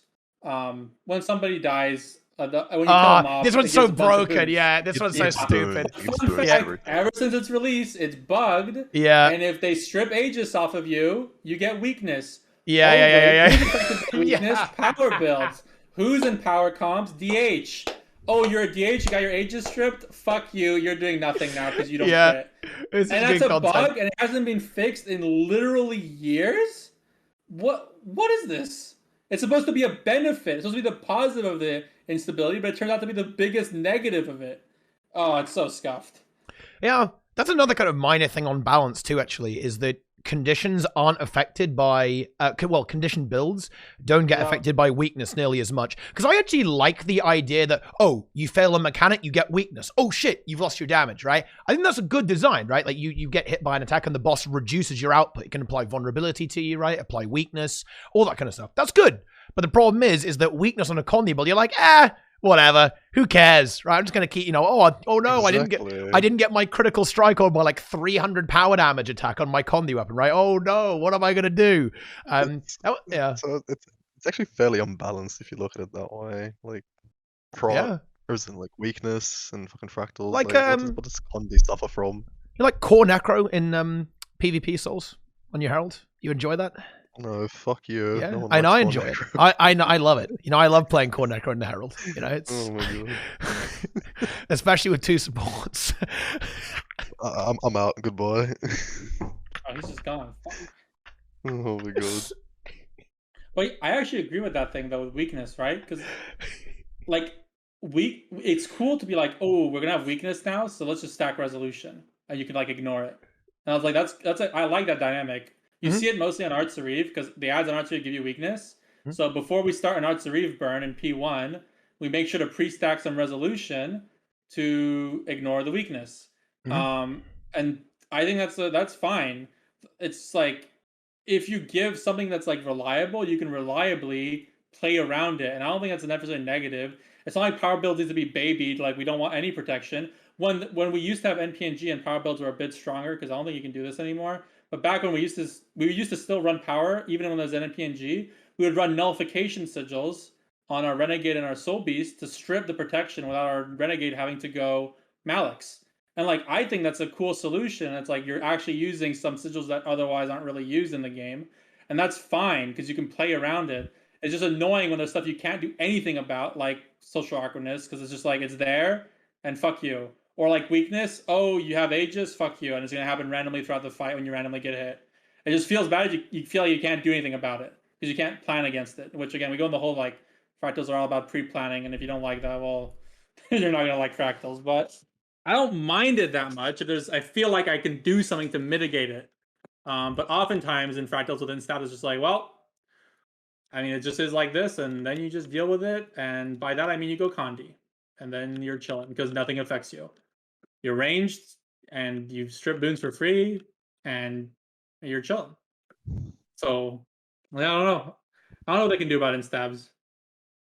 It's a scuffed system, but I don't necessarily hate the concept. I just don't like the execution, you know? Yeah. And that's the important thing. I think that when we're critiquing a system, we need to say, okay, is the system itself shit? Is it a bad idea, or is it just how it's done, right? Because if it's just how it's done, then that's okay, right? We don't have to get rid of all of it. We can simply tweak it to make it a little bit more interesting, right? Instead of just completely deleting it all in one go. Which, watch out for that. Yeah. I mean, you've been saying watch out for the Mistlock removal forever. I'll see it. Yeah. Like the thing is, I get the sensation they want to nerf it. They want to nerf Mistlock somehow. Pandora's box. They can't do it. They close the box. It's over. Yeah. The problem is that Mistlock is a good thing because it means that, okay, let's imagine that you wipe, right? You can get all your cooldowns on. That's really good. That's actually really nice. But the thing is getting all of your, being able to spam all of your skills, okay, right, and then run into a fight immediately, is that a good idea? Maybe not, right? Like, that is kind of a little bit busted, right, at that point. It's just, I think this is one thing that I'm actually like this might be an Omega-based take here, Fractal Lord take. I actually don't like boon rips at all, ever. I like the idea that, if you're kind of running through the dungeon or the raid or whatever, or the Fractal, and you're applying boons on the way and you run directly into the encounter, yeah, I think that's really interesting, right? Because it rewards you for playing well, basically. Good. And the obvious solution is, well, you make the Mistlock Singularities still reset your cooldowns, but when you start a boss, it rips all your boons. But I kind of don't like that, right? It breaks up the encounter, and it means that the encounter doesn't, the entire dungeon, it doesn't quite flow as well, right? Because it's like, okay, right, whenever there's a boon rip, there's going to be this kind of like start, stop element to it. But that probably is what's going to end up happening. I think that you're very likely to see a lot of Fractals going the way of, Sunqua Peak, Eye Keeper of the Peak, where you start boon rip, right? And and that will kind of render pre-stacking redundant, right? Because you can't really pre-stack before your Endless memes, right? If you just go in there and you immediately get boon ripped. I think what's funny is that would even hurt power even more, right? Because then that would actually destroy power. Holy crap. And you already know if they ever make that change, you think they're compensating power for that? Hell no. Nope, no way, dude. Condi's already better. And by the way, fun fact, if you look at full clear records, you think they use every Mistlock? Hell no, because using every Mistlock is not optimal. You only use Mistlock to get these dumbass cheesy kills if you're going to do that. Like, pre-stacking for 20 seconds doesn't make any sense if it only speeds up your kill by 5 seconds. People just do it to get these, like, cool sandbox kills where you're like, get a crazy kill, but in a real scenario, you're not actually using it. Which means if they nerf it, power's already hard to play in a real scenario. It's not getting easier for power. It's just making the gap even bigger. It feels like every change they could realistically do would help Condi, and I don't think they'd compensate power for it. And it's just sad reality. But it seems like that's the way they've been going. Yep. It feels like from their perspective, power and Condi are equal, and they should be treated equally. But that's not how it plays out, which is why it's really weird that they keep like you saw the latest exposed change, right? And if you read the text, they said 30% to 10%. And the reason they said this is because when they extended it from 5 to 10 seconds, they were like, oh, we're going to compensate this change because 5 to 10 seconds of buff by nerfing from 30 to 10%. But how is that a compensation? You're extending the duration by 2x, nerfing the modifier by 3x, when power already preferred a smaller window. It's like, I don't understand how you can think that's compensation and not a straight nerf. This exposed change was not a buff in any way to power. You're not buffing power builds that want like a 10-second window. They're still getting nerfed as well. It doesn't make sense. Why? I don't know. A lot of stuff, it feels like they don't understand how power functions. And to be fair, I don't know how much data they have of power in Fractals, because I don't think that many people play power in Fractals. So it might even work against us, because the only people playing power in Fractals are people that are playing it at a high level. So it skews the stats towards power. Because if you look at like Wingman or something, Soul Beast DPS on power looks crazy. But a lot of people playing Soul Beast in Fractals are very heavily biased towards the people playing full power runs. While if you look at Scourge, it's a People playing much Soul bigger. Beast. Huh? The people playing Soul Beast and Fractals right now are like, dude, molding, dude, one Wolfpack change and everything. That they are not happy playing Yeah, Soul I know, Beast and I know. Fractals right now. It Don't is worry, not One fun Pack for won't get them. nerfed, Copium. It's all good. I mean, if one Wolfpack gets nerfed any harder, that's pretty much like I mean, I did see a done thread for on Reddit power. Like, today telling me Soulbeast's benchmark is low, so it should actually be buffed. And I actually kind of Ooh. agree. I think it's a buff Soulbeast angle. Soulbeast, shit pass. No damage on Golem.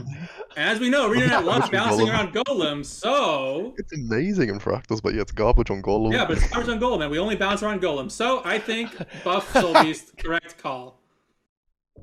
That's what I'm saying. That's my take. Fuck it. All right. One Wolf Fight duration doubled. Fuck it.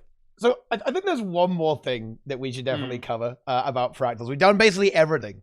If you know what it's time to talk about, it's time to talk about rewards. Ooh. So let's just set the scene.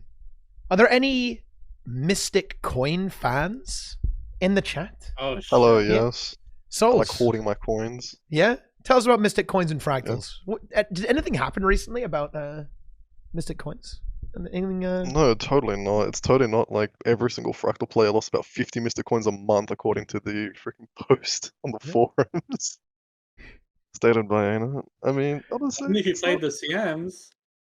it definitely, in the pug perspective, it definitely, affects them because they look at, oh man, I lose now like 50 Mystic Coins a month on average, which, would probably be less enticing. But I definitely think for the people that enjoy just doing Fractals for the Fractals that they are, I don't think it changed. Like, I still do it every single day. I don't know if the lane does, but I definitely still pretty much do it every single day, and it's just because like it's my fun. Like, I don't really care about the Mystic Coin reward. There is a lot less reward though doing CM. That is a fact. There's a lot less reward doing CM, and that's kind of sad. For me, it's like I don't really do Fractals for reward. I do it for the fun of the content. So for me, I haven't changed my habits around it. But I just think it's a bit sad because it's like Fractal CMs should be like if you're a Fractal player and you want to go far in Fractals, you want to get the content, like the most out of the content, your ultimate goal is Fractal CMs. It's the final bit of hardest content Fractals has to offer. And nerfing those rewards feels weird because normally the hardest content has the best rewards. It's true, technically in an isolation, Fractal CM100 is still more rewarding than Aetherblade Fractal. But nerfing CM rewards while not touching the base Fractal reward is weird because before the patch, doing a Fractal farm where you just spam Aetherblade or Mitron or something was the most efficient gold farm, and it is after the nerf as well. Shouldn't the most efficient gold farm be completing the hardest content that game mode has to offer? Why are we being incentivized? If we look at only rewards, not fun, you're incentivized to not do the CMs. That just seems weird to me. The CMs should be like, ooh, I did the CMs, they were hard, I got rewarded for it very well compared to if I hadn't done them. And it just feels like we're nerfing that reward because I don't know why they're nerfing that reward. Because I guess strikes are Omega rewarding or something, and they'd be broken otherwise. But yeah, I don't know. That's what they said. Pepe laugh. I can't wait until Strike CMs, dude. You know what would be nice? Like, speaking of strikes, if they added ass to Strike CMs, that's what would be nice. Daily ass. Daily ass. Yeah, some good ass to Strike CMs. That would be nice. He's talking about antique summoning stones, for those who don't know, which is a key component in Generation 3 Legendary Opens. He's not actually talking about buttocks. But yeah, they're just... buttocks, gotcha, hyper. But no, like, Strike CM rewards, hopefully they will be good. Hopefully they will be good. Do you know what the rewards for strikes are right now? I've only done 3 strikes total since EOD It's like so I have no a bunch idea. of Eternal Life shards, some freaking like green prophet crystals from the EOD ones, and like 1 alive. Yeah, but didn't they rework green prophet crystals or something? Isn't Oh wow, odd? so like you only vaguely know. Uh-oh. Ooh. Okay, so the Icebrood Saga strikes, I used to just grind those all day long because you would kind of get shit every single time. And like it was like you get bone scanner tokens, you get ice shards, you get your crystals and everything. And the new ones don't give you like anything. You get a couple of crystals, but you're capped on the crystals like weekly. You have a chance to get an upgrade for your Jade bot that's super fucking low, and you don't get any experience. It's like you can't even use them to level up masteries, because as far as I can tell, you get one legendary insight weekly if you either like do the weekly or do all 4 of them or whatever. But like you don't get shit. Like there's no compelling reason to do them other than you just like going into groups that are trying to get their turtle so you can just watch what they're doing, since they play the game so differently than you do. So you're telling me they nerfed Fractal CMs because otherwise those rewards would be too broken for the economy? Yeah, as like my idea was that they were gonna like wait 2 weeks after launch of the new strikes and then put all the CMs in for the new strikes. Oh yeah, I'm so surprised the CMs aren't out. Yeah, and they're like, we're gonna get like 1 CM a month for the next 4 months or some shit. Like it's fucking, it's crazy. And they nerf Fractal Mystic coins because of that. Like, what? And then they turn around and tell us, well, actually, the nerf is not impactful, so you shouldn't freak out. But if the nerf was not impactful and we shouldn't freak out, why was it nerfed? Well, say that to the pugs that don't do CMs anymore. Here, honestly, I think people still do CMs because I think that for most people, it's still kind of what they know works for farming. I was a little worried and that people would kind of stop doing CMs, or at least do them not quite as much, but I think people still do them. And I think the real core of this conversation is actually a really interesting meme, because when we talk about rewards, we almost always talk about gold per hour. That's what we're talking about here. But that's not the way ArenaNet looks at it, I think. ArenaNet look at account value. I think that is the way they compute every reward in the game, is account value. And well, actually, it's funny. I won't say who, but someone in my chat a long time ago, actually from ArenaNet, did say that they basically have a database of some kind that does exactly this. It tells them the value of every single currency in the game in terms of your account, all that stuff. It like everything they know. They have metrics on everything, which isn't really a surprise, I suppose, but we actually know that. But a lot of the time, you'll be getting rewarded, but you won't be getting gold. For example, the strike missions, even though they don't give you a lot of gold, and they don't, okay?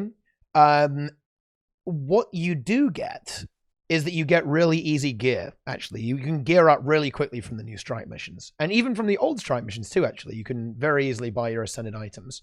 And you get skins, right? You get like random stuff that boosts your account up over time. Like this is typically the way ArenaNet rewards the player. The reason it feels weird, when you compare it to stuff like Fractals, is that Fractals is one of the very few game modes that actually gives you a lot of liquidity, right? Most everything else in the game is going to throw items at you or account-wide stuff. And this is, I don't know, this might even be impossible, but I do think that we as the community and as the players, we do have to kind of reframe the way we view being rewarded a little bit because of the way Guild Wars 2 works. And that we have to you do have to kind of value account-wide stuff a little bit more than we currently do. For example, I think it'll be pretty interesting. How would the Fractal players in the chat feel about this? What if we add a chance to drop like a Mystic Clover, right, from Fractal CMs instead? So instead of a Mystic Coin, which you could sell to someone else, it has to be a Mystic Clover instead, which you can technically still sell, yes, I know, by crafting a legendary, right? And then selling that on to another player.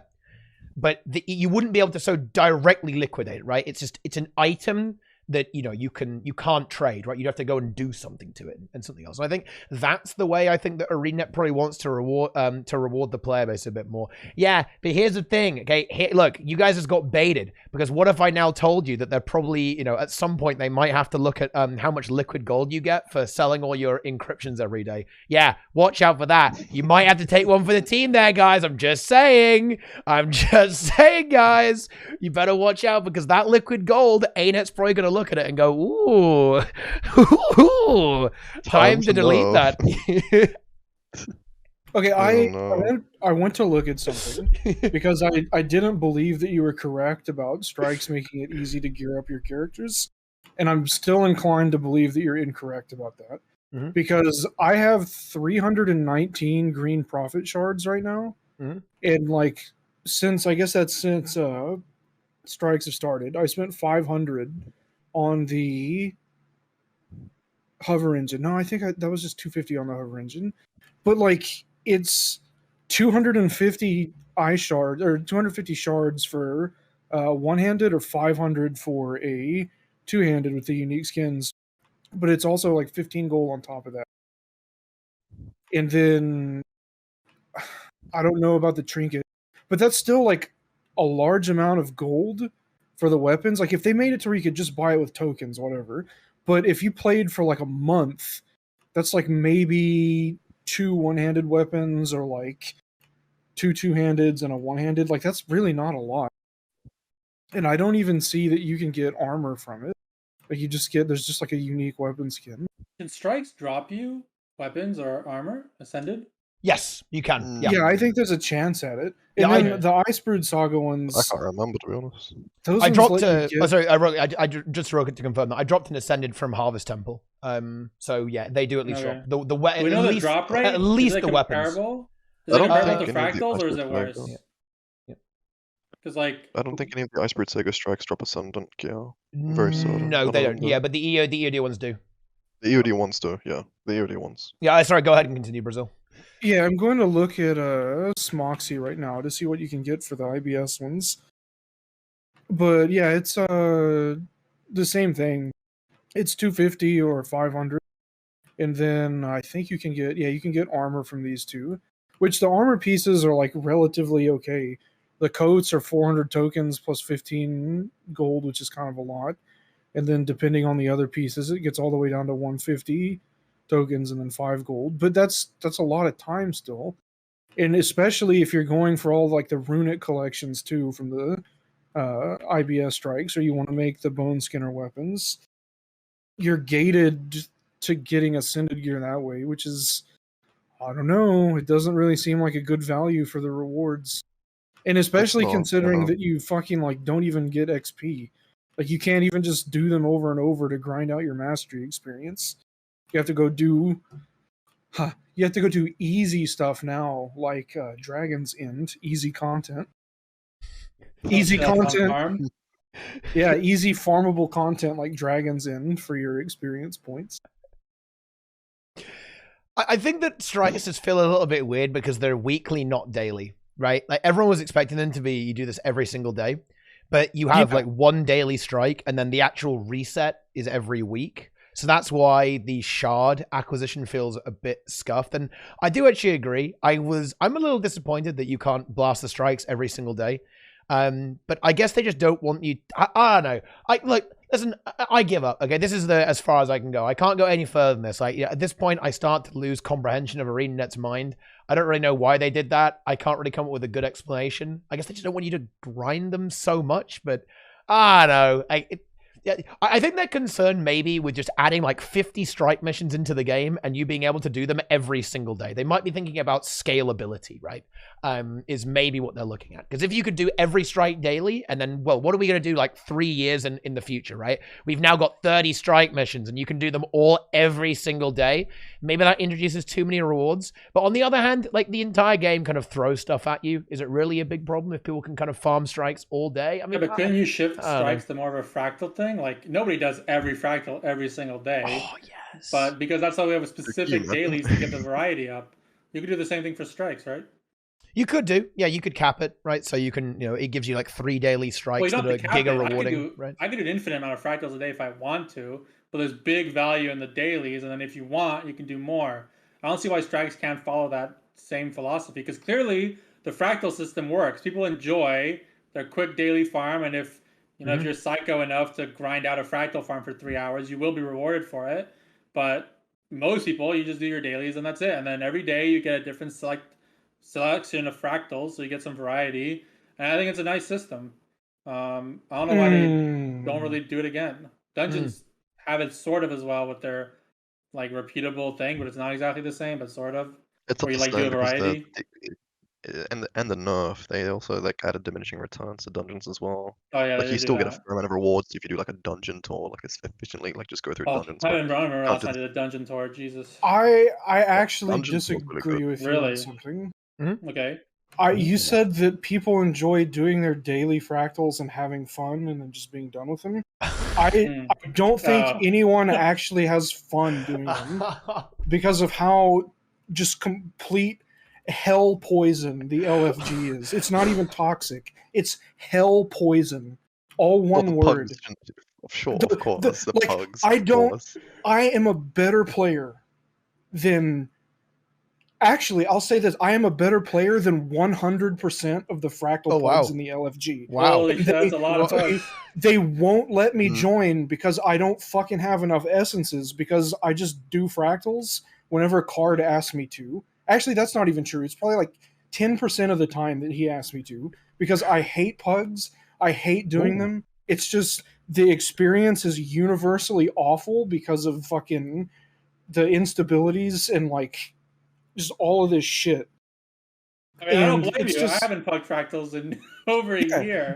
The other thing is the people that I've had static groups with in fractals like over the past however long, like they all quit because there was no new content added. Yeah. Like there's like a new fractal every year, and so they just stopped Whoa, playing the game. year? That's a bit optimistic. But yeah, it's just Sunquest 500 days ago, not bad. I Man, think waiting people. for my new 100 CM. This is probably going to be the hottest take I could give on fractals. Okay, Oh, I think people only do fractals because it's part of a routine and or habit. Ooh. Definitely, 100%. No, I agree. that's I a agree cold with that. take. I agree. Same reason why people do freaking like the quaddle every day or TD once a day. It's Yep. tradition. Daily People just have to- doppelganger. Yeah, I don't Okay, think what the I don't fuck think was that? anyone would do fractals if it wasn't just like a pattern of behavior that they've learned. Okay, I don't go that far. I think there's Nah, still people that would do fractals. You know- I don't think all fractal players are drones. They're like, me must do fractal daily or cannot compute. I think they have some thoughts of like, ooh, I kind of want to do fractals today. I do agree though; it's very ingrained. Like people are like, I have to do my fractal daily, or else I'll make no fucking gold. But that's because a lot of people's income actually relies on the fractal dailies because I don't know where you. I mean, I just play fractals all day, so. But I always feel bad when I look at my raid friends, and I'm like, unless you're raid selling, all my raid friends are poor as fuck. And if you just do fractal dailies, everybody's just like rich for free, and it's like, damn, it sucks being another game mode player because you don't get shit. It sucks over there. And I'm like, if fractals were released today, would they get the same reward as strikes? That's a scary thought. Because I don't think ArenaNet would ever give us these crazy rewards that we have now. No, like, they we're complaining about definitely the wouldn't. MC change, and like, yeah, the MC change sucks. But if you look at other instance PvE, it's like, well, good thing we're still fractals because I would not want to have raid or strike rewards. That's a disaster. So I don't know. I think maybe the gold's so good that yeah, I guess people are just like some people must just be in the habit of like I must do dailies, and they just trudge through the pug landscape of death. Well, yeah, these people also haven't figured It's out. not that bad. that- Come on, come on, guys. They Don't haven't scare the figured shit. out that you can. It's you a can just- disaster, Teapot. It's over. No, like the best way to farm fractals and make gold is to get a minimum wage job, not do fractals, and buy gems, and you'll To have a be fair, much that's better the best farm of the whole experience. game. Yeah, it is. It is. I mean, that's not balanced. You can't beat McDonald's. That shit's broken. Yeah, literal hell poison. Hell Did you- poison. Hell, Did you already talk about AR? I probably got here too late. Yeah, we did. Yes. You yeah. mentioned it a was bit. I more thought like- it's a I mean, shit system. Yeah. I mentioned that ArenaNet should be like an account progression thing, like make it account wide, make it so that you don't need to gear like 6 different characters if you want to play like you feel like playing Guardian one day, you feel like playing Revenant, you feel like playing Warrior, and having to like buy up all this Agony, which for a lot of players, for a lot of casual players, it's a lot of gold spent. Make it more like Essence of Luck, make it like an account permanent thing. You just constantly eat +1s and it just slowly builds up your AR, like the Essence of Luck No, system. that's I don't even think that's correct. Actually, I think the You would just correct way to remove make AR it. completely.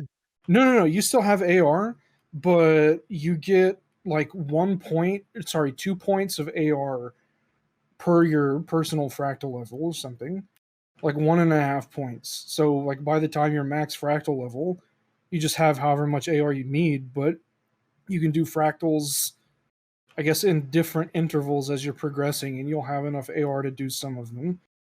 And it should just be account bound. And then infusions, I think, should just be like purely should just be stats. And then you just buy all the little +1s and shit.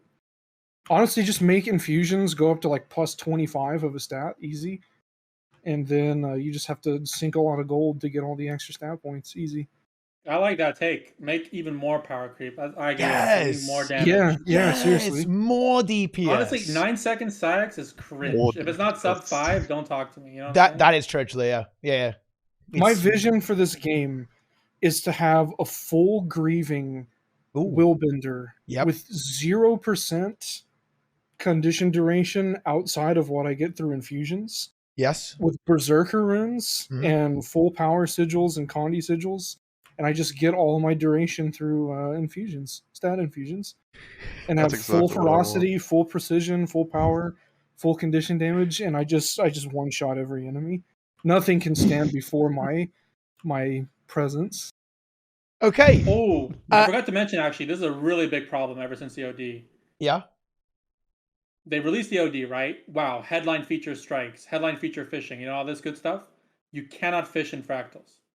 You fish in Ooh. Nightmare CM. Well, you can't you get catch nothing. You don't get fractal fish. No. That's no fucked Fractal up. fish collection. Not even base Tyria fish in my Fractals. That's how you know How am I ArenaNet supposed really to forgot enjoy about that game mode. EOD content if I can't fish in Nightmare? What the Wow. fuck? That is fucked up. And you tell me ArenaNet cares about Fractals. They don't even add fishing. It's doomed. You know, speaking of that, and I think this is a good final topic, I think, to wrap things up before we get too derailed. You know. So I need to yeet out in like 5 minutes. yeah, anyway, I got so- you. One more thing, one more juice, okay? So there's always this big thing in any endgame PvE in Guild Wars 2 that there isn't that much of it that gets released. And as a result of that, it does make it a little bit trickier to actually sustain the scene, right? Like the scene can't sustain itself that well because there's not enough content to kind of keep people engaged. Now, it's been 560 odd days since the last Fractal has been released. Ouch. Okay, I want to bring something. I love this. This makes me laugh. I'm going to make everyone in the chat cry. There was a Reddit post on the World of Warcraft Reddit, and they were complaining that they only got 11 dungeons with their expansion. They said, was that not, you know, the phrase used was 11 dungeons is absurdly low. And here we are with getting one every 2 years, which is obviously a little bit, 11's a much bigger number than 1, okay? But my question is how often would you want to see a Fractal released in a way that it would help kind of keep players excited about it? Like, even on the high level, right? What do you think for, like, normal players to, normal players, more, kind of POG-oriented players, to keep them engaged and keep them, like, bringing in new blood into Fractals? But also, what does it take to sustain the try-hard scene, right? Like the speedrun scene. How much content do we need here?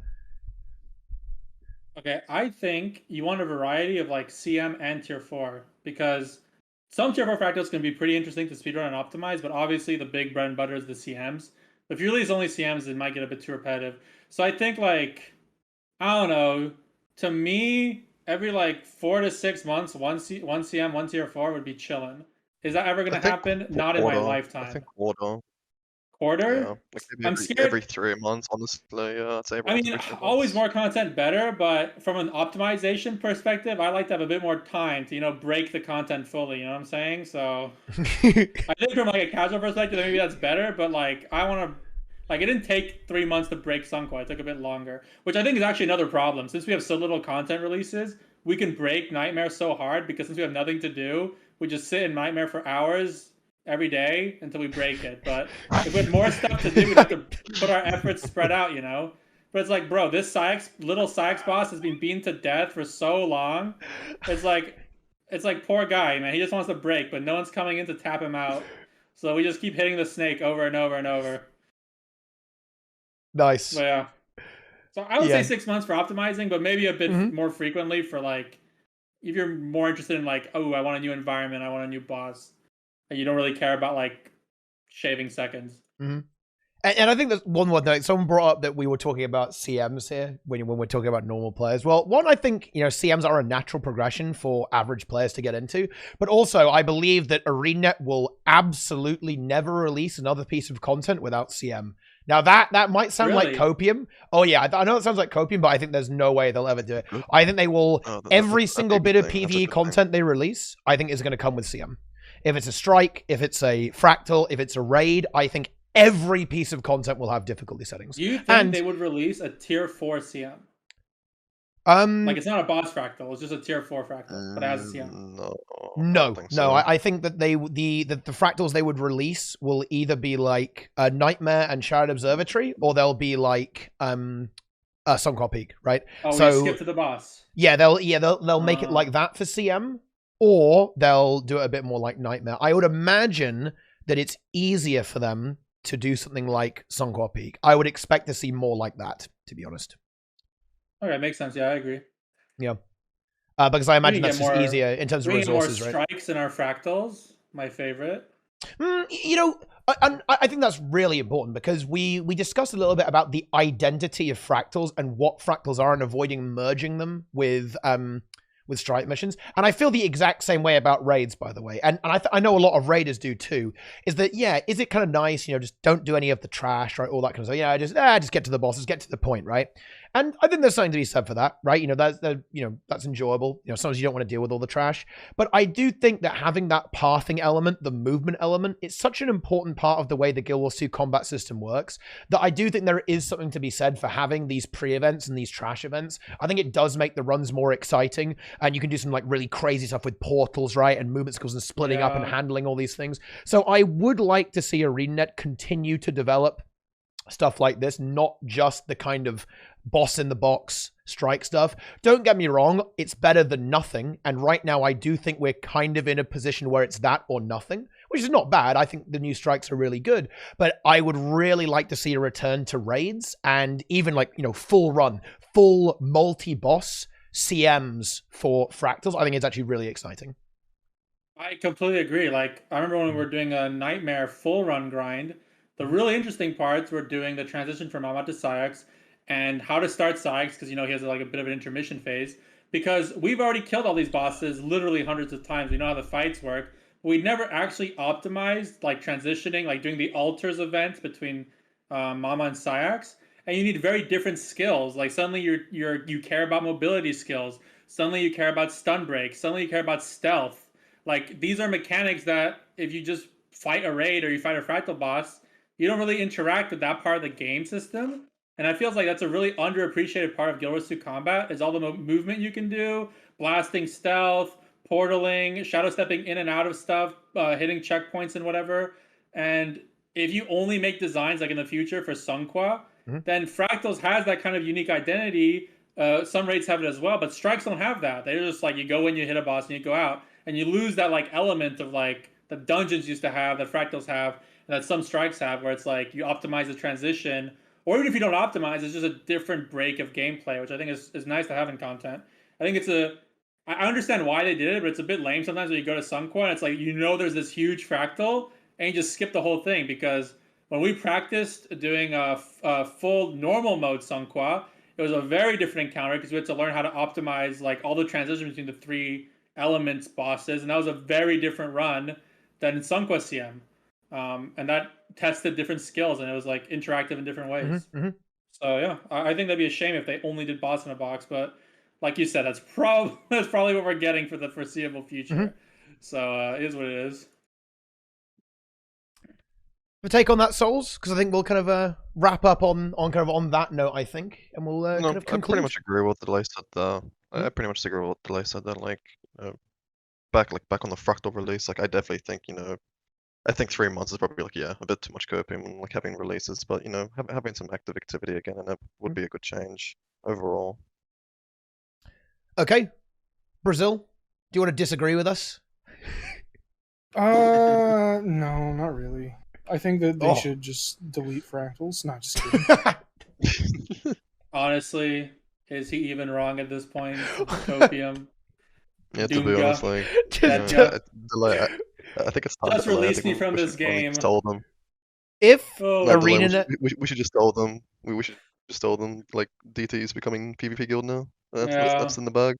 if ArenaNet had disabled Fractals for April 1st, would you have thought it was an April Fool's joke or legitimate?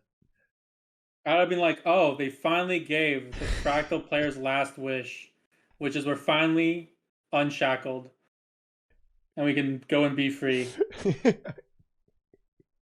And then the real doomsday would be April 2nd.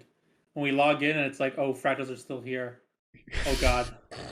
Oh, God, it's now we have to play with Exposed like this. Oh, no. Please just memory wipe me so I don't remember the good times. Average Fractal enjoyer mentality, by the way. Just forget about how it used to be. Yeah. That's the way to go. Least depressed Fractal player. Sad. Okay. I think that's a pretty good place to wrap up then. So, in that case, thank you guys for hopping on board the show. Now, there's a little bit of time here. You can tell us a little bit about yourself. And of course, Souls and Delay, both new to TeaTime. Holy shit. Wow. And what an engaging show it was. Incredible. The double trouble here. New members of the cast. So thank you guys so much for hopping on board. I really appreciate it. It's awesome to have you here for the first time. So in that case, let's do some little introductions here. Delay, do you have anything that you'd like to shout out? Kind of final comments, final thoughts, right? Of course, you're in a Fractal guild, discretize.eu. Do you want to tell us a little bit about that, what you guys are up to these days? Yeah. All right. So the DT site, we've actually been putting a lot of effort into it recently. And like we have all the standard stuff, we have all the Fractal guides for different Fractals and different builds and whatever. But a lot of our attention recently has been on our gear optimizer, which I think has been getting extremely easy to use and very well made. And even if you don't play Fractals, you can still use it to optimize your builds for any type of content. And I think that just gives it because a constant problem in the Guild Wars 2 community is like how hard it is to gear. So I think I'm actually pretty proud of our Fractal, or not our Fractal, but our just gear optimizer. And I think it fits in any game mode. And I think that's pretty worth checking out. Apart from that, I mean, we're just a Fractal focused community. We have a Discord server where if you want to talk about Fractals, you go there. If you want to definitely not join the Doomed Club, we're definitely all very positive over there. Everything is good. So you should definitely check it out. Everything's going great. Ignore what I said for the past 2 hours. Apart from that, yeah, that's it. Thank you for having me on.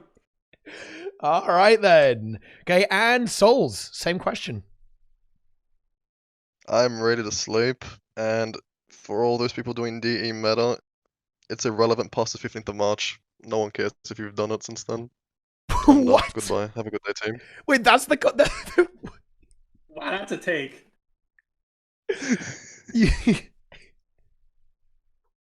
Well, okay. In that case, guys, of course, for those who don't know, Souls is a streamer. He's streaming nearly every day, blasting out Guild Wars 2. Very PvX these days, right?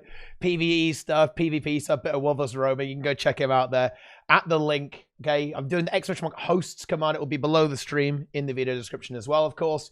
So you can look at that, follow all the social media, check out the Discordize website, all that stuff. And you know what? Bonus guest Brazil. Okay, you just join here so we can sell out. Well, you know what? You got your opportunity now. Let's go.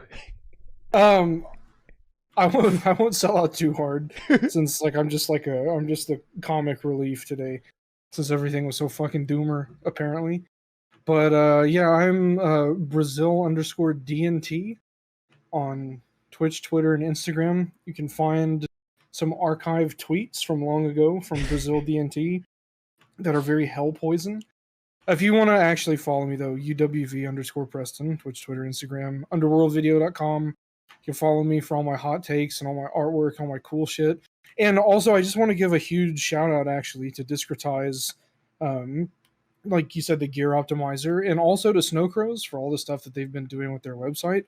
Hardstuck, just speaking for Hardstuck is from the position that I'm in. We can't wait to acquire you and do a hostile takeover of the entire community and buy out or steal all of the features that you've worked so hard on, and we're going to integrate them into hardstuck.gg. So thank you for saving all of our time. Thank you for doing all the dirty work for us, and we can't wait to absorb you. Corpa in the chat. Nice. Yeah, and of course, you know, there's me as well, guys, okay? I don't know how I can really follow that, but you know what? If you like TeaTime, follow the stream. We do this every week, more or less, when we've got something to talk about. We discuss various topics about the place, about Guild Wars 2, right? All areas of the game and probably loads of other random things as well. So hit that follow button, hit the subscribe button as well. Follow all of my social media. Follow everyone's social media. Get involved and engage in the content. It was an awesome show today. I think it was really exciting, very engaging, some great discussion here. And hopefully you found it interesting, educational, and maybe ArenaNet can get some value out of it as well. Maybe that's a little bit too much copium, but who knows? Anyway, that just about wraps things up for the show. I'll continue streaming afterwards after a short break. We're just going to chat with the gamers here before we move on. But for now, my friends, that is all of the TeaTime. Thank you guys so much for watching. Of course, thank you to my guests for joining. Make sure to check out all their links once again, like I say. And I will see you all very soon, and we will as well. Okay? Thank you very much for watching, gamers. We'll see you next time. Cheers.